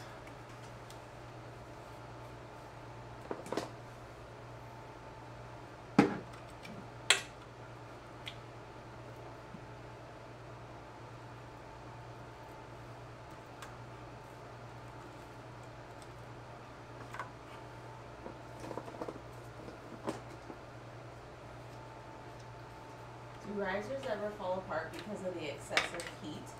Yes. Risers burn up. Risers go bad. Risers are probably the least reliable piece of the entire mining rig. So why aren't you plugging in the GPUs yet?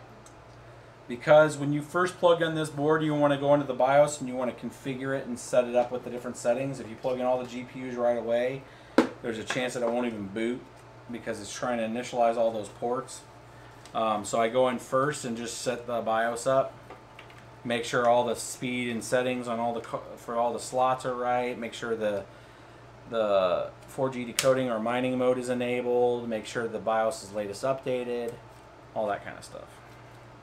You do all that first. Save you some headaches.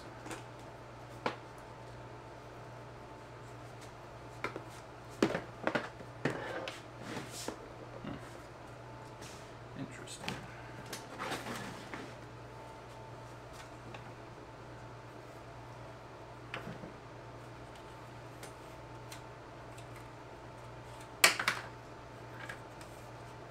And you're going to be using Windows on this? I am. I'm going to do Windows. So this build tonight, we're going to just fire it up. We're going to get it mining as quick as we can. Let you see some mining with it for a cool minute, and then we'll probably end the video there just to show you kind of what it can do. But moving forward, making sure that fan isn't hitting it right or it's not good. We measured. I want to make sure it was not causing a issue. But we'll get the rest of the GPUs in, and we'll have another live stream this weekend with the full setup, and it'll be it's already built. We can go through all the different currencies and coins and try Ubik coin and Digibyte and all the different currencies with a 12 GPU rig once we get it all working. I'm gonna work a lot with it to try to get it to where all of them initialize on the same miner, that kind of thing, versus I don't have to open up one and then open up another miner. I don't want to do that. I want one miner running all 12 GPUs. So, what am I missing here? And when this rig is completely finished, what all coins are you going to be mining with it? I'm going to do LBRY and ETH for probably another week until difficulty changes again. And then we will do, I'll switch it to Ubik coin and LBRY. So that'll be what the GPUs are mining. And then I'm going to do XMR on the i7 water-cooled i7 there. So XMR is going to be running on that. And then I'm going to do storage and burst on the hard drives. So it'll be 5 separate coins on the same ring.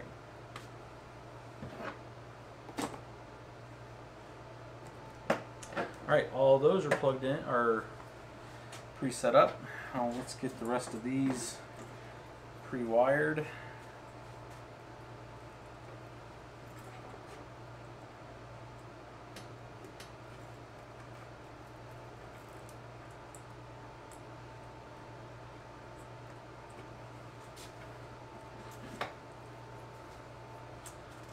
There.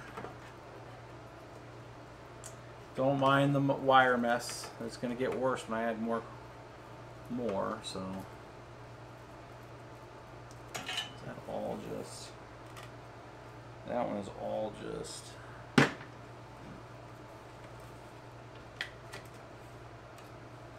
I'll take this. Does storage work with RAID? I believe so. I have not tried it, so we will verify. It should, because essentially you're just pointing it to a drive. So the is the software intelligent enough to detect that it's rated or not? No, it's probably just going to look at it and see, oh, that drive's that. Okay, it's that big. Okay, and just work. I don't think it's going to have a problem with, as long as the partition's already done and it's good to go, it's agnostic to where it's pointed.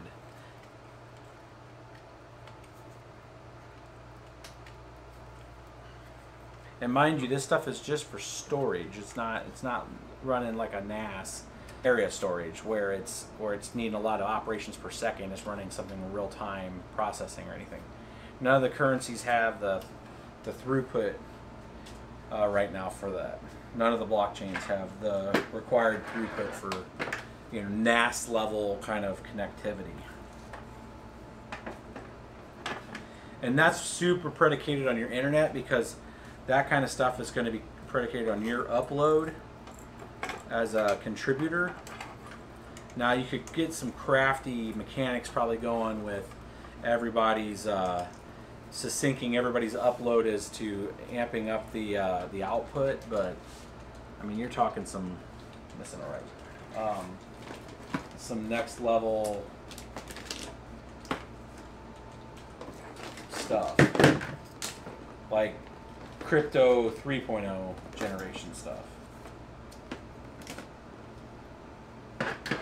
Now I don't know if all these risers work, so we're going to play that game. But if I start running into problems with risers really quick, I'm going to pull risers that I know work right now just to get the build going. And then we'll play that dance later. What cables are those that you're plugging into your risers? Which cables? They're the riser USB and then the 1X that connect to it. So the riser, for folks that are new and then are just stumbled into the channel and are looking at the building going, oh my god, how does that work? There's not a lot of bandwidth that's required to the actual card. So the bus speed, it doesn't need the full 16x lane for these cards. So a riser essentially takes the 16x lane and splits it down into 1x and just gets it the relevant information that it needs. So it's not a high bus activity, where it's needing a lot of. You haven't plugged any power into those risers yet, have you? Yeah. What do you mean? Yeah, all the power is getting plugged into the risers. But you haven't done that yet, have you? Yeah, all of them are getting powered. They're just not going to be plugged into the board yet. I'm gonna grab all the cables and pull them forward for I know they're not touching anything because they are going to be powered.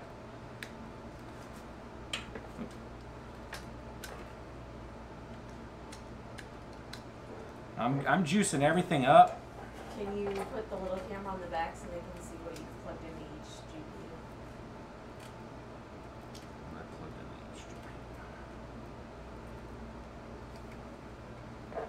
Yes. Let's get that on. What version risers are those? I'm putting a mix of risers right now because our new ones haven't came in yet. So I'm kind of using an open box of other ones that we had. So I'm using, I have a couple 7S. So the newer 7s with the SATA only. I've had a couple 6, and there's quite a few other 7 Molex. Molex only.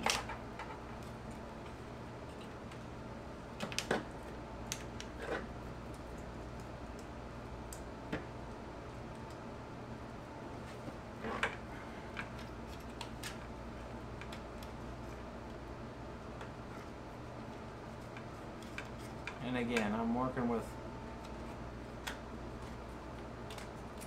other risers that came off of other builds that we not necessarily had problems with the risers, but just made them uniform. If we sell a build or move a build, I make sure all the risers are the same. So sometimes when I have mixed setups like this, I'll pull risers and they end up in this box. So they were probably good risers at one point. Why my optical camera's in there. So these all should be fine. They're just okay. So everything's plugged in, I think. I'm gonna pull a tennis star here, or tennis play. Let's see, this one's missing.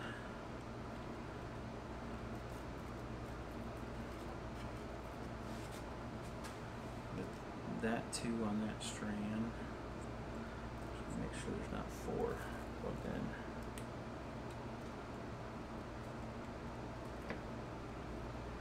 Okay, done, connected, connected, connected. I think we got everything connected. Now,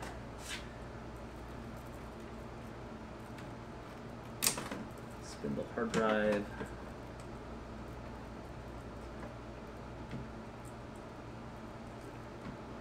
Someone's getting a message, cannot allocate the DAG in a single chunk in the NVIDIA optimized miner in 5.3. Which kind of card?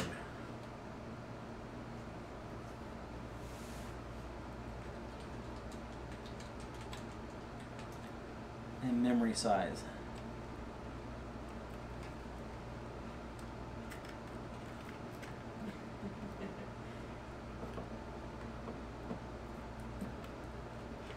Okay. Now I'm going to come around to the front and pull all these risers through so I know which one's which. How's that look on the screen? It looks pretty epic. Yes, they said that. They asked if it was weird if you said a rig looks beautiful. No way. Rigs are cool. Oh, I had 3 plugged into 1 here. That's not good. No bueno there.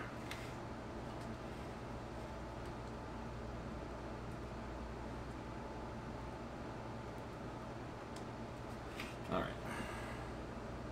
So, riser.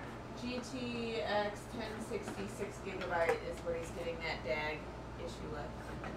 GTX 1066 gigabyte. And which coin?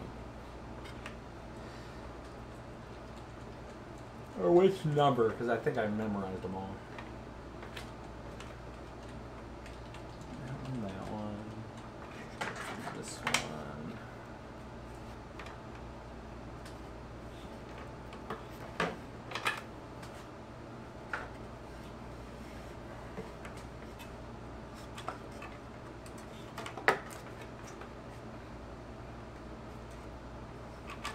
And don't worry, I'll move the camera around so you 1 can. and 2.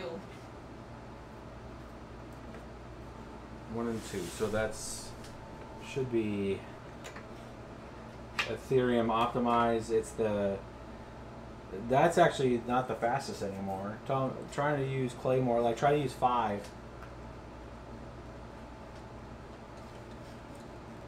That was the optimized one. That one you need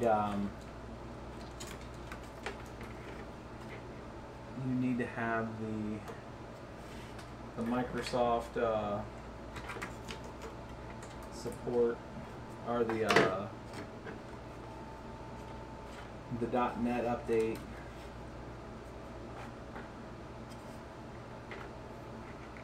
Why do you choose library? Because I like library, what they're doing with their stuff. I mean, they have some things they have to work through technically. So you choose it based on. I choose it based on the team and what they're not on what it's paying. Yeah. Because the function ultimately, you're gonna have people speculating forever.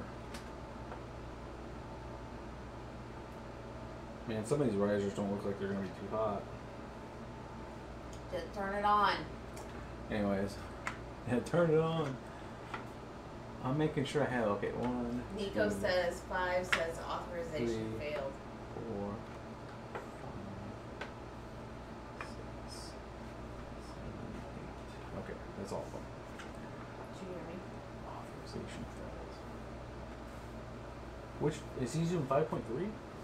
That's what he said. Did he replace the addresses correctly at the top?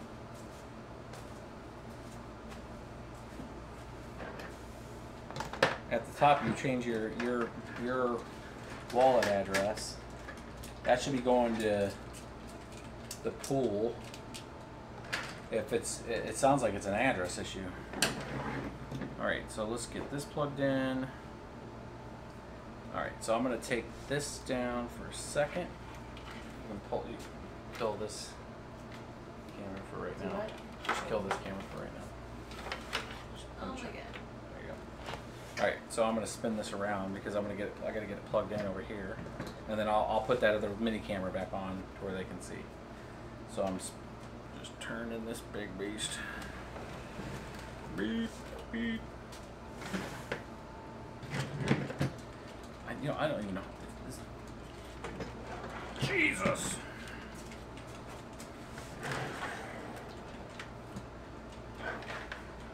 It's heavy, folks.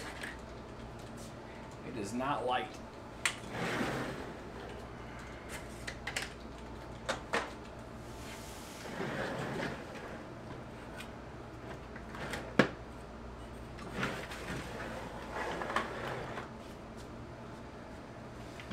Okay, spaghetti. That's all they're gonna see from that angle. All right, let's get this plugged in. Let's get some video plugged in and all the peripherals, and then we're gonna fire this guy up. Hell of a build. They're like, what is it? 2.5 hours later. Hey, it takes a while to build perfection. Or a big smoking pile of something here once You're it's... not blowing it up. You're not blowing it up. Shouldn't. Cater says put a bikini on it. This is in the background. Be smooth. Look how thick. Every time I get these things are freaking huge. Things got some girth. Stop. Beast mode. The 1600 T2 is a monster. Okay. Does that plug into a regular thing, or does it have to go into your 30 amp? No, it can plug into. I'm gonna plug it into the kilowatt because we're gonna want to see the power draw on this thing.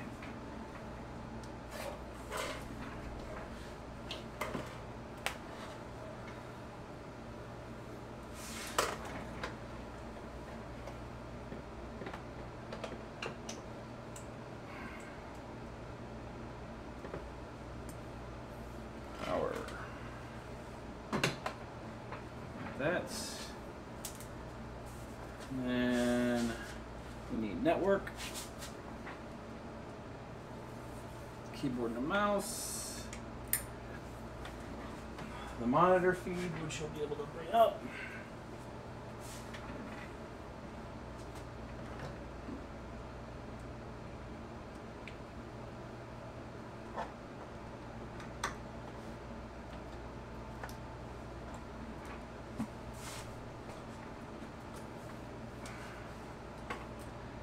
Yeah, so I was debating, guys, that I was like, you know, I'm going to build this and then we'll just have a video about it. And then I was like, they might want to see it being built. So just, you know, let me know if this was like... The longest tease ever. Yeah, I can see that. It was, oh look, there's a title. Mike's going to build something really cool, and then you gotta wait. And then you gotta wait. Well, that's why I'm saying, if you guys don't want me to build, if you guys want me to build it next time and then just have the video, we can do that too.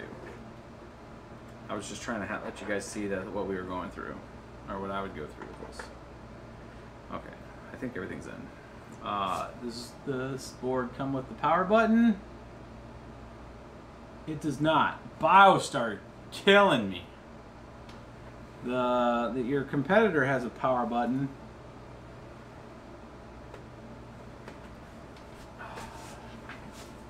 Weak. That's why I bought power buttons. We don't have boxes for the GPUs, do we? Buried.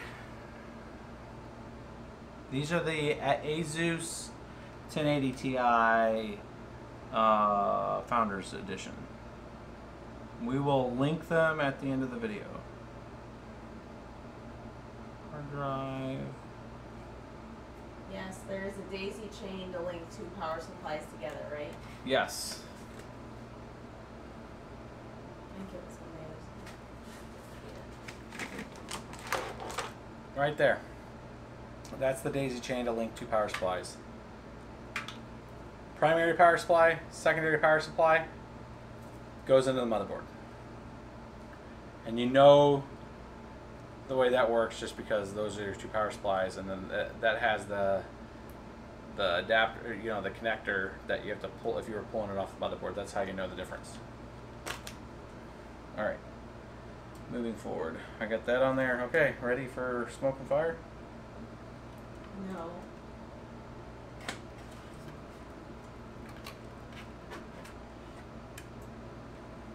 It turned on. You haven't plugged it in the monitor? I do. It should be firing up this. You should be able to click the monitor.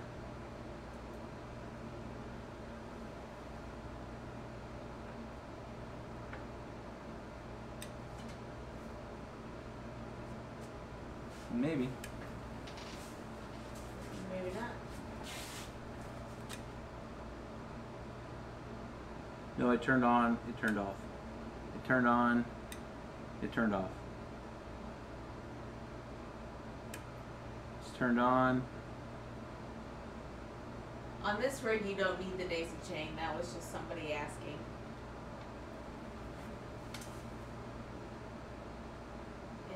It's showing stuff here. It's just not showing it to you. Oh, there it is. Yeah, so it turned it. So it. I think what it was doing is it was looking for a video source. So it turned on, it turned off, it turned on, it turned off, it turned on, it turned off. It did it 3 times, and it just did it again. I think. So I didn't hit anything.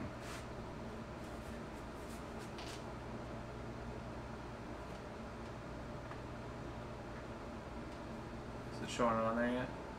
It's showing it here. Yeah. There you go.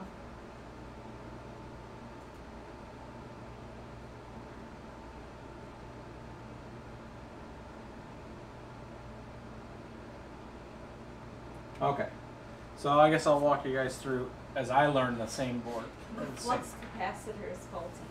Uh-huh. The flux capacitor is faulty. Flux capacitor is faulty. I don't know why I keep losing video. You saw video, right? I saw a video. It's not flickering. I think when I lose video like that, it's because of the I got 2 long HDMI cables going through the video capture card, so it's just, it may blink out on me. So APC settings, we'll start over there. So the bottom main menu, we're English, we're not changing that. Advanced, APC power settings, that's advanced power management. So we're going to go in here, I lost my screen, I have to wait for it to come back. Alright, so... Skynet lives. Skynet lives, yes. I'm going to turn on that to power on itself after powers went off. I always turn that on. That's the restore power if AC is lost. We always turn that on. We're going to hit the escape key, go back. Smart fan control, don't care about all that. Super IO, serial port. Oh, I just lost my video again. It's going to keep doing that because it's not getting the right signal. So it keeps checking. I'm going to disable the serial port because I don't care about that. It uses resources. Hardware monitor, shutdown temperature, yeah, don't turn off. Network stack, we're not going to use that. NVMe configuration, we're not using one of those. Offboard PCI Express controller, don't have that. USB configuration, oh. We're going into each one, guys, because this is the first time I'm going through the board too, and I like to see what's in there. Legacy, that's fine. I'm not changing any of that stuff. CPU configuration, overclocking, lock.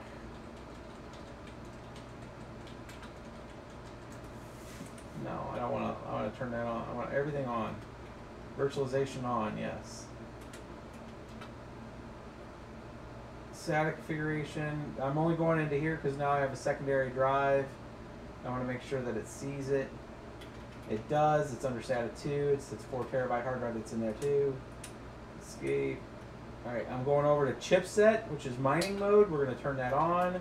We're going above 6x. So there's 3 options in there. 6x or above. We're going above.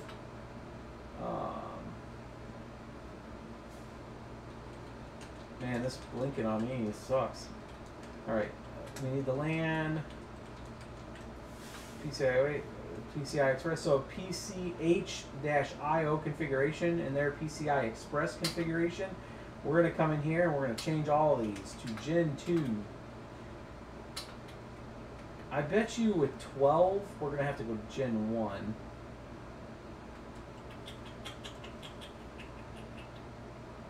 We'll try Gen 2. If we have problems, we're going to come back in here and go Gen 1.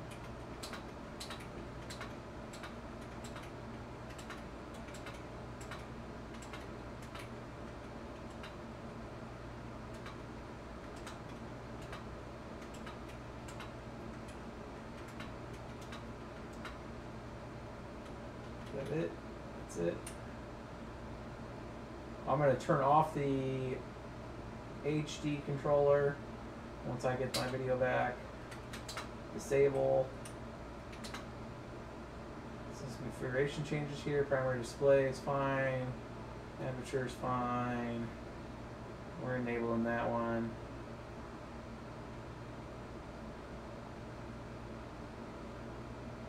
And excitedly tell everyone what board this is again. I don't. This is the TB250, the 12 GPU mining board.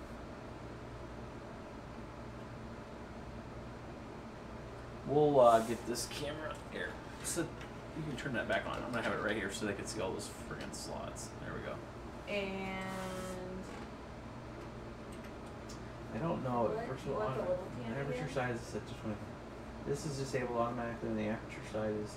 That should not have anything to do with. This is not the above 4G decoding, I don't think. would leaving that on auto do anything?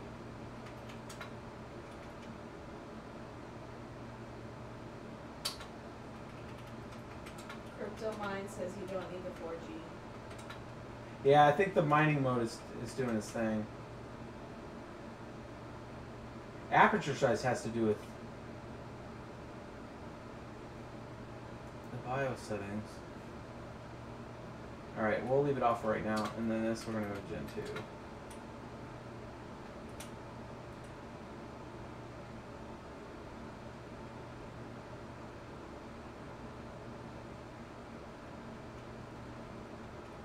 network storage. I'm just looking at all this stuff for boot options. It's going to be the SanDisk. Oh, and I need to get my Windows. It's this one. 1 second. Let's plug this in real quick. I want to make sure that this is.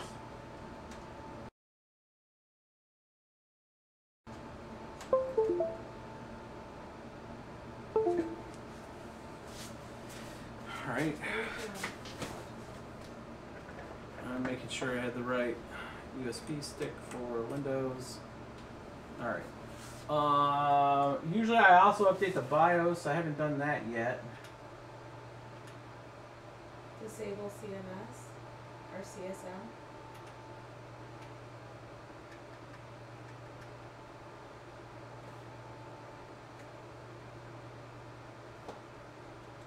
And Crypto says that you should put your video to UEFI. Boot option? It's both.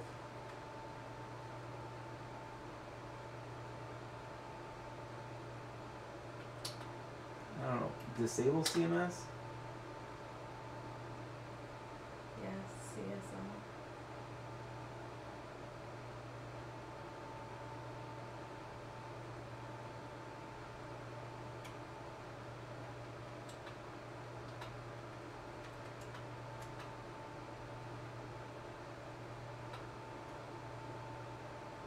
I think you have to save that and then come back in and change that.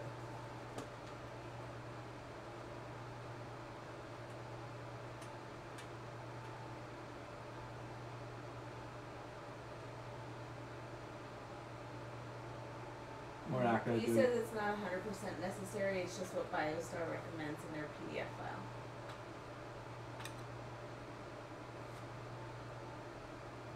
Alright, so we didn't update to the latest BIOS, so we're going to see if this works without the latest BIOS for right now.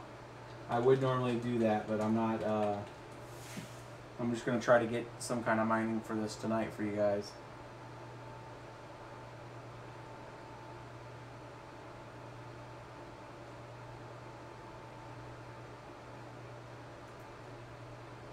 It's like Thor's hammer. Hammer!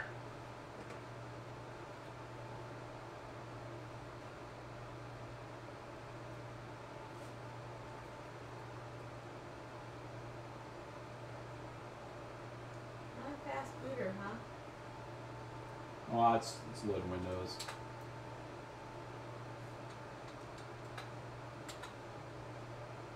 This won't be as fast as the 960 Pro NVMe drive I did a while back. We'll skip that because I don't want you guys stealing my code.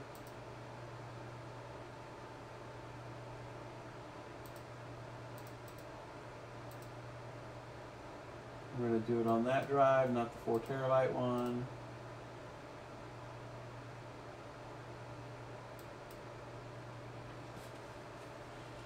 We can take some questions while we're waiting for Windows to do its work, its life out. So, did I miss a super chat? It's just the things.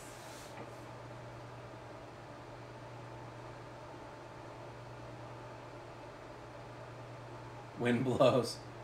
Ethos for the win. Windows.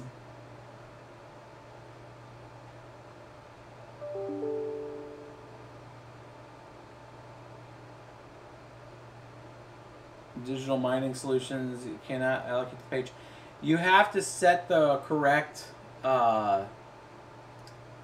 factoring on whichever chip you're using. So like you have to use X by 16 or 4 by 16, 8 by 32.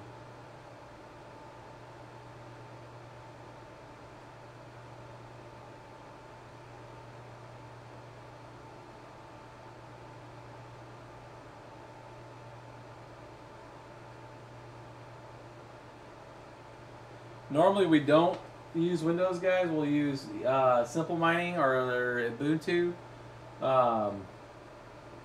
I could actually plug in Simple Mining. Well, we're already starting to build this now. When we do the actual full build of this, when I finish out the rest of the cards on this, we'll do both.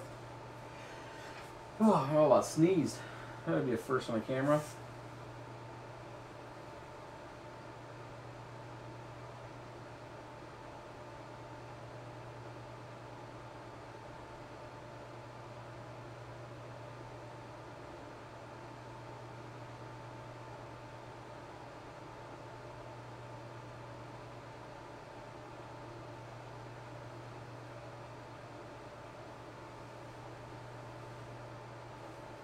Not a lot of questions tonight. It's nice. Hey, Crypto Mine, what time is it where you're at? It's the next day, isn't it?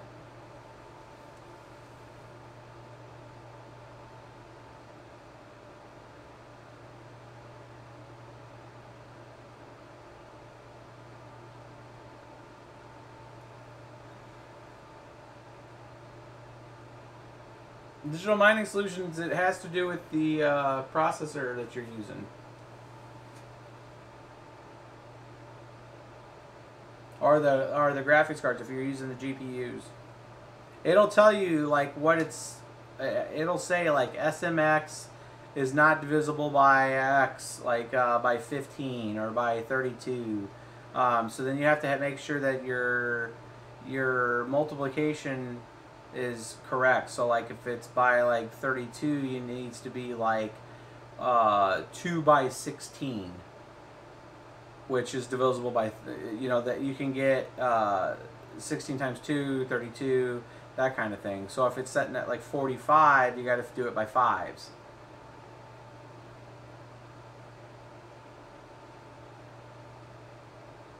So 5 by whatever.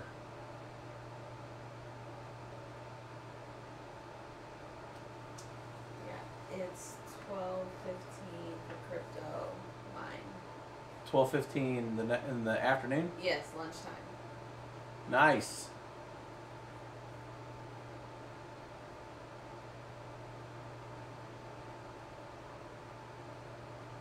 Yeah, there was a company, Crypto, that's reaching out to us from Alibaba about trying to sell some GPUs, and I was gonna bring them past you to see if you knew the brand. It was like. It's like Maxim, but it's without the I. It's like MAXUM. You ever heard of that brand from GTX 1070? I think it was Maxim.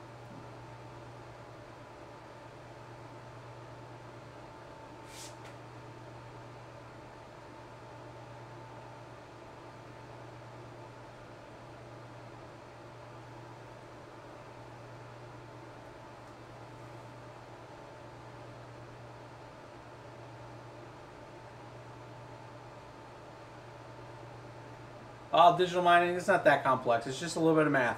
You just need to go in there and play with it. Look what it's saying, asking you to be it's divisible by.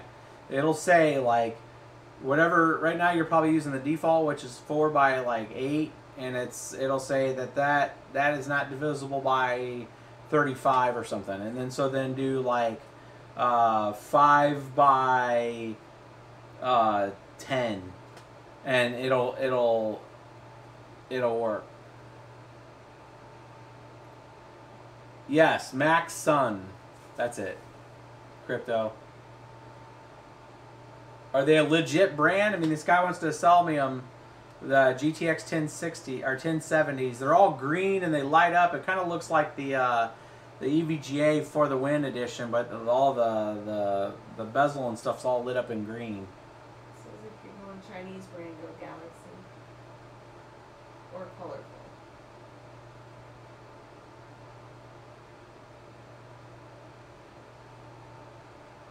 Oh yes, Eric's asking me a very valid question, because I did say on my next live stream I would be doing a giveaway. We're not ready. Yeah, we don't have the thing I was going to give away. But I will be doing, we should be able to do a live stream tomorrow. It should be here.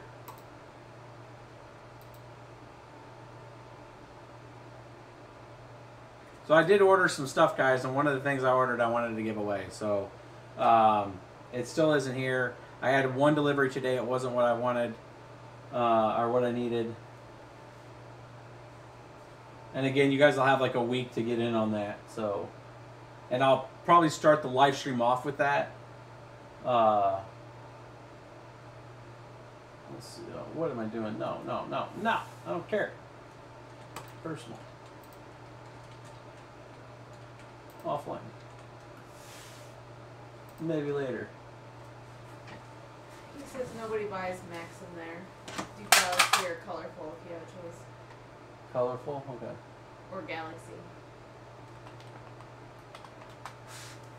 I know Galaxy.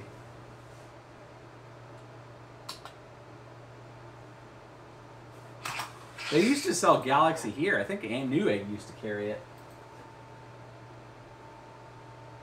No.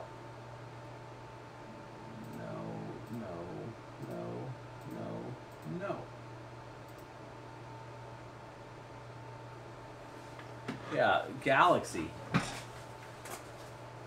Got a Galaxy.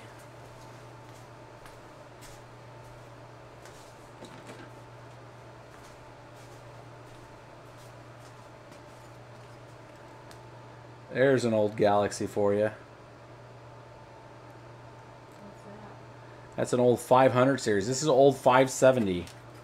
An old NVIDIA 570. 1 gig. Or no, 560. GTX 560 Ti. This is the only Galaxy GPU I've had in a long time. Galaxy Tech. They used to sell that on Newegg.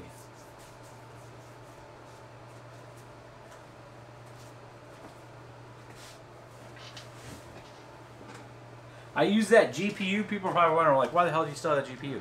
I use this GPU when we're setting the actual the cards to make sure we have the right length when we're using, because all the GPUs have essentially the same setup. They have to have, there's like a standard, you know, to make sure they fit in every case. So this thing is like totally, this is gonna sound weird, but it's totally rimmed out, where this connector, I don't know if you can see it here. You've used it We as a stencil. Yeah, it's essentially a instead of a stencil. So like it goes onto the thing, and then we use the sheet screws to make sure they fit right. Does the card even work? Yeah, the card still works. Well, I haven't tried it on for a while, or put it in anything. But it's really kind of nuked out that, but we use that as the base stencil for a lot of the rigs. As you throw it on the table. Yeah, and that's not something I'm going to try to give away to you guys. All right, so this is up and running. Now it's time to start plugging in some GPUs here in a second. Just make sure. Memory controller, H100. What the hell a memory controller is. All right, chipset, got it, check. Thanks for all that. Don't care about that. This should be able to find. Nope, we have to download the Corsair crap. This should be good. Okay. So I do that because if Windows can figure it out, it'll figure it out when I don't want it to figure it out. So I'm just trying to press it forward. All right. So I'm gonna do one other thing. Services. I'm gonna disable the Windows Update for right now,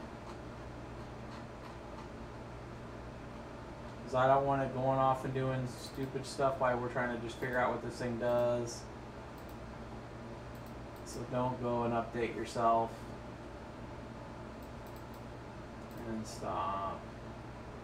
Okay. Now I'm going to power it off. One second. I want to make sure it's reading out the memory and all the CPU right. i7, 4.2 gigahertz base, 16 gigs RAM. Done, and done. shut down very quickly. Okay, so now let's start plugging in some GPUs. See if we can really dork it up.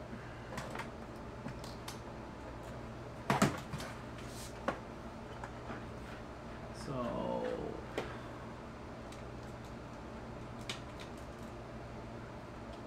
this one, that one, that one, okay.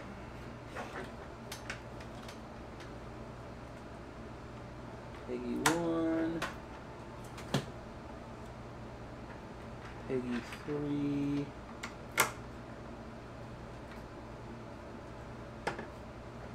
Peggy 4,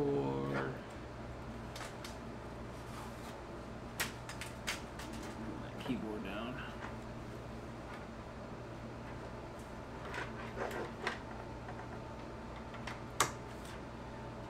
This one is the second one from where I'm at on the top, which I like having always in the primary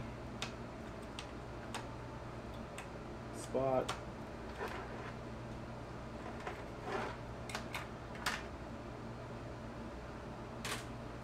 There, this one is already plugged in. This one's next. Now normally I just plug a couple in and work its way up, but it's getting late and we're just going to let this thing do its thing. Last one. Let's see what works and what doesn't. 10, 11, so it's starting over here. 7. I did not plug in the auxiliary power to the board. These are powered risers. This board should not need it. We will see if it has a problem. And then we'll plug in that auxiliary power if we need to, but I don't think it does. Any smoke and fire from the risers? Nope.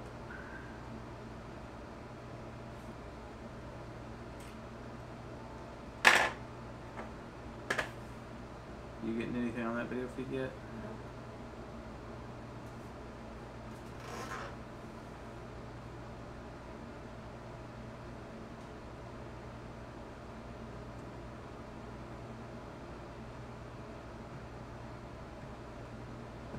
Still nothing. It's still acting like a typical BIOSTAR board and doesn't like the local video.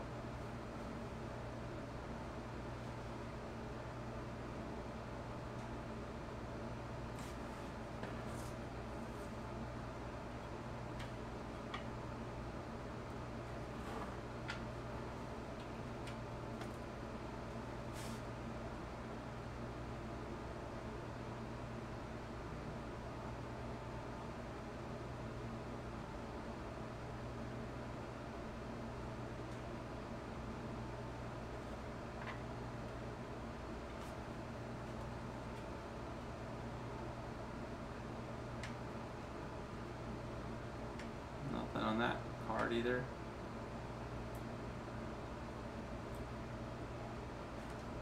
So we're going to shut her down and try to have it plugged into the actual card.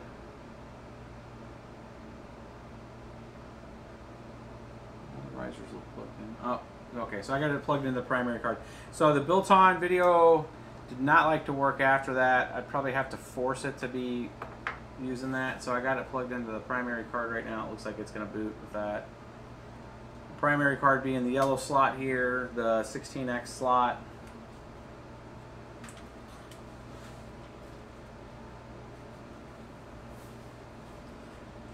I saw the post screen. Let's see if it actually goes into Windows with it.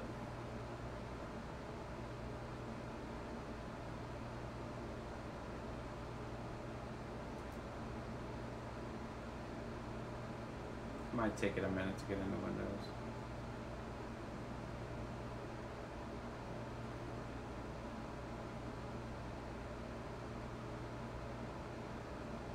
I did see it blink the windows a couple times, or blink the main screen for a second. Still blinking.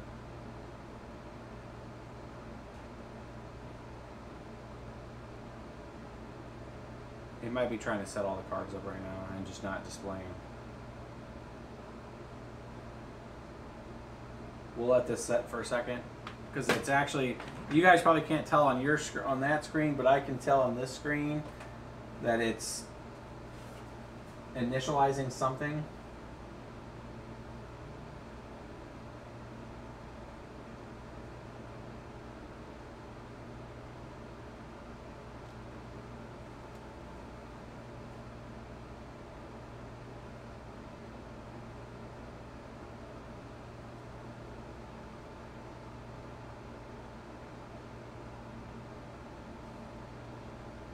So, Yeah, I was reading the chat.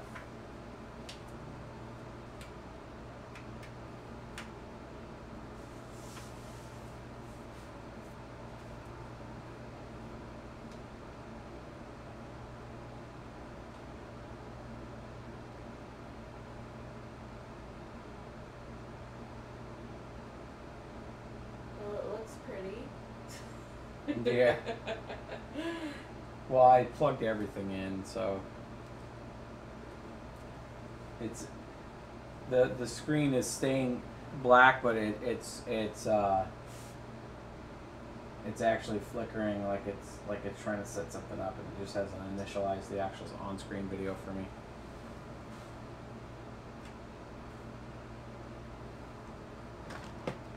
Like it may, and I've seen this before. Are you rebooting it, or is this it?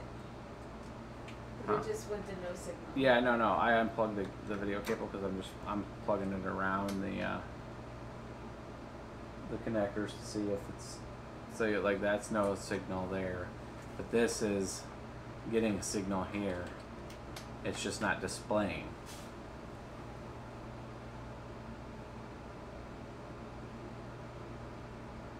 And now there's no signal. Nope, there's a signal because it's not.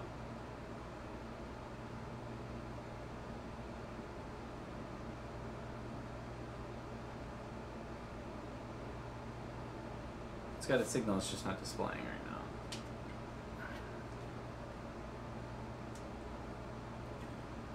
now. Alright, I'm gonna reboot it here in a second.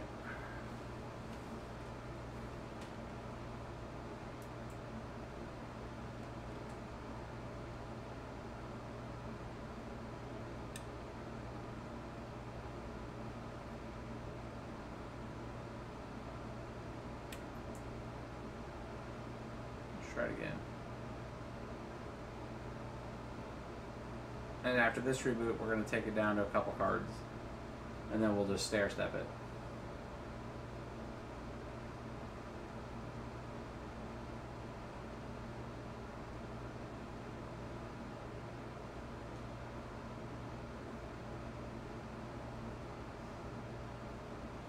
Andrew, that's how he usually does. Set it up, just plug in one GPU first, but he thought he would save time, and that's why it's... Yeah, we're just trying to get it to see if this board was cool, like the Asus Prime, which it's not. Or maybe it is, and it's just a riser, so I don't take a full shot on them yet. But it's definitely not picking it up right away like their Asus Prime does usually.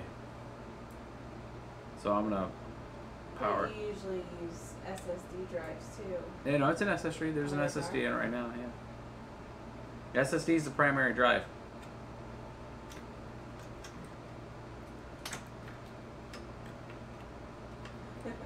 Me too, Jed.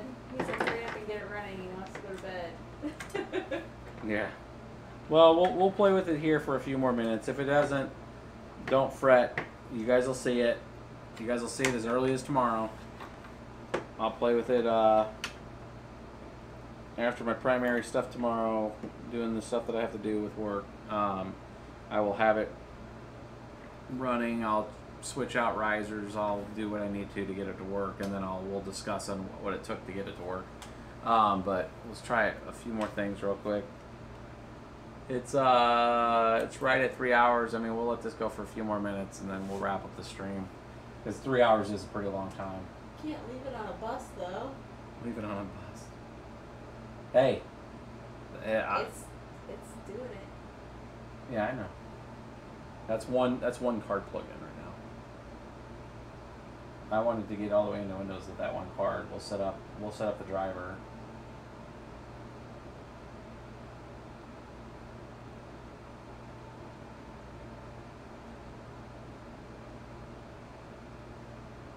It's doing exactly what it was doing, just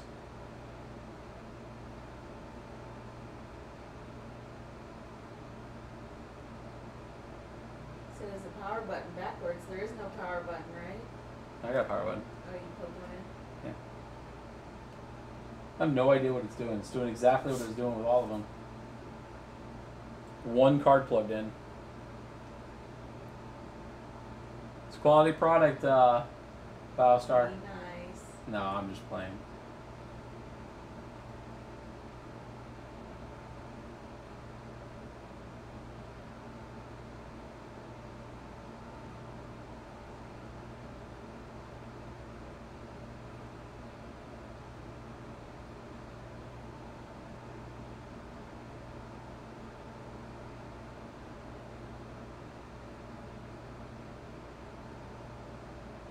Yeah, I don't know.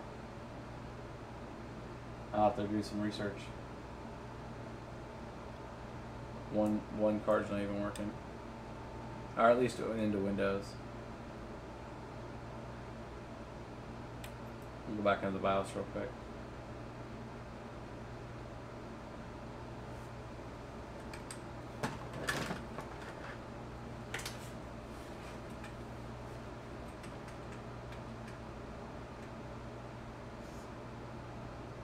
Is there a way to test risers other than just plugging them in? Not really. Plugging them in.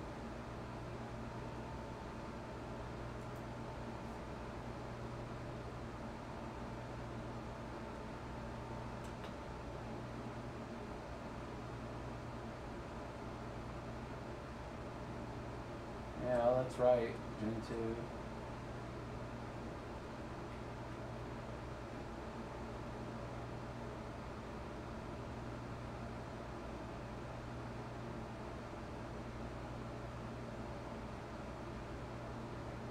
I mean, this could be something really simple and stupid, like how it keeps failing on me on my screen, like the way it is. But I mean, no, it should come up for your screen. I was gonna say it could be the video capture card, but you would see it.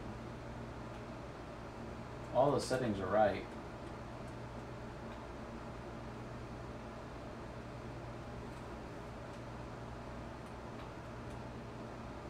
I should see.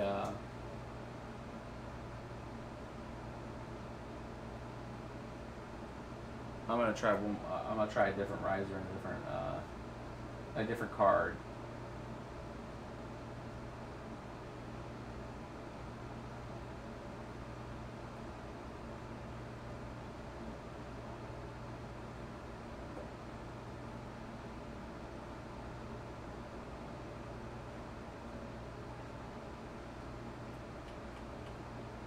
Nothing.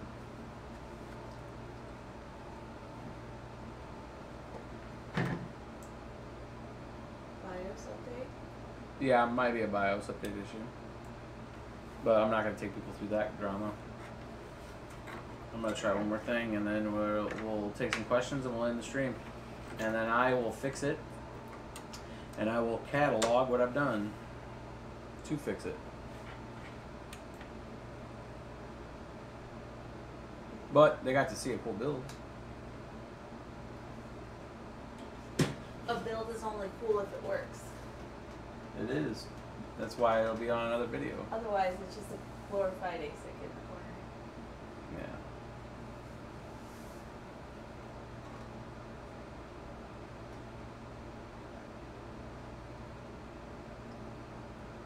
Oh, I wasn't plugged into that card.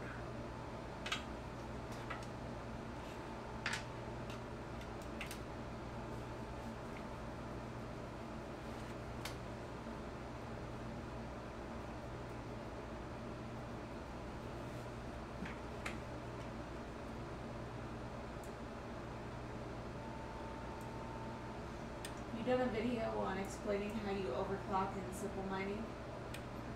Yeah, if you look at our live stream, like 14 or 13, we do like a walkthrough on simple mining. It shows you how to overclock. Or are you talking for NVIDIA?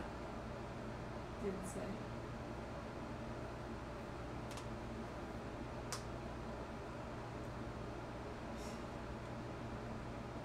Andrea, I don't think we'd make it another hour. You'd be passed out. I'd be passed out. Yeah, it's not even working with this other riser. It's got to be something. It's probably the BIOS update, or it really wants those ancillary power on the board. Because I did not use the auxiliary power.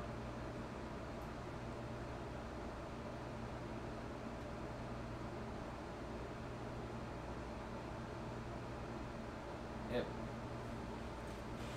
We'll take a few more questions, guys, and we're gonna wrap this up, and then I'll dig into this tomorrow, and then we'll put hopefully the other cards will be in, and then I'll have everything all maxed out too, and it'll be 12 GPUs. Because right now, who cares about 8 GPUs, right? You guys have seen 8 GPUs.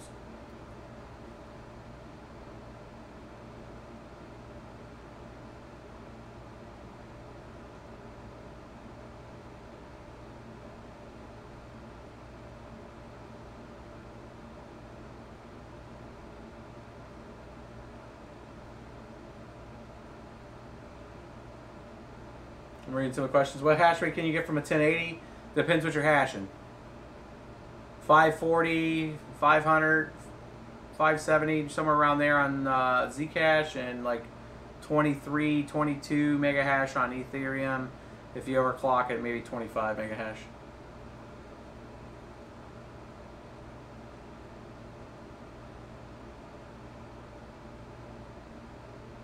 I think we need to update the BIOS on the board, and I think I need to add the actual proper power on the auxiliary slots, because it might not be just initializing it because it doesn't detect the extra power.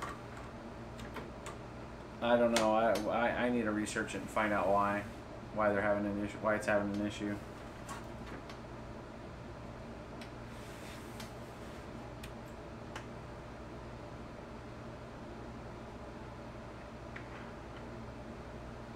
The BIOSTARs need the auxiliary. Yeah, they're saying BIOSTAR needs the auxiliary power.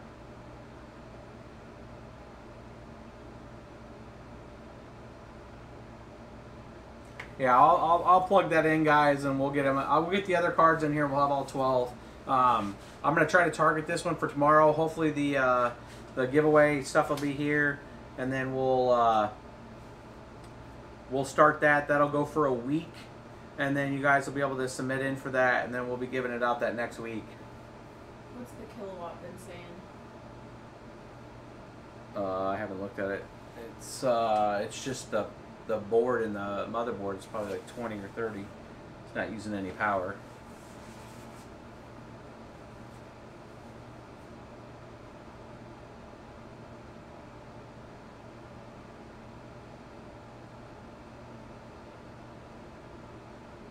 All right, guys. Yeah, tomorrow also we'll have some updates for the multi-miner. I've been working on a few updates, and I know Anno's been working on a couple updates. He's the one helping us with the Linux version of it.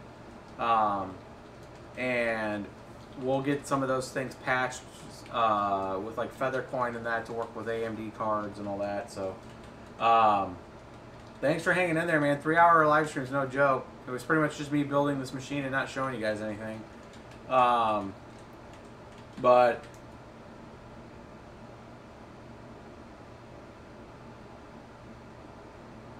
if you you hang in there, you check us out this weekend. I'll make sure the live stream name will be all total clickbait, like, oh my god, 12 GPUs working or something. So if you see that, that means that we got it working, and come check us out. I'll try to get straight to the point on that in the beginning. And thanks for coming in, guys, and checking us out tonight and checking out this cool build. We'll take some cool pictures and stuff of it. We'll get the other GPUs in there, and then we'll bring it back to you. More than likely, we'll be doing it tomorrow. I think we're good for tomorrow's schedule. Or worst case, we'll do it on Saturday. But you will see this thing running, and we'll get the right power set up on it, and we'll look into the hat cam, buddy. Check us out on that Discord. If you've given us a super chat, we're gonna get you. If you go out there in Discord, create a name in there. We'll give you the title.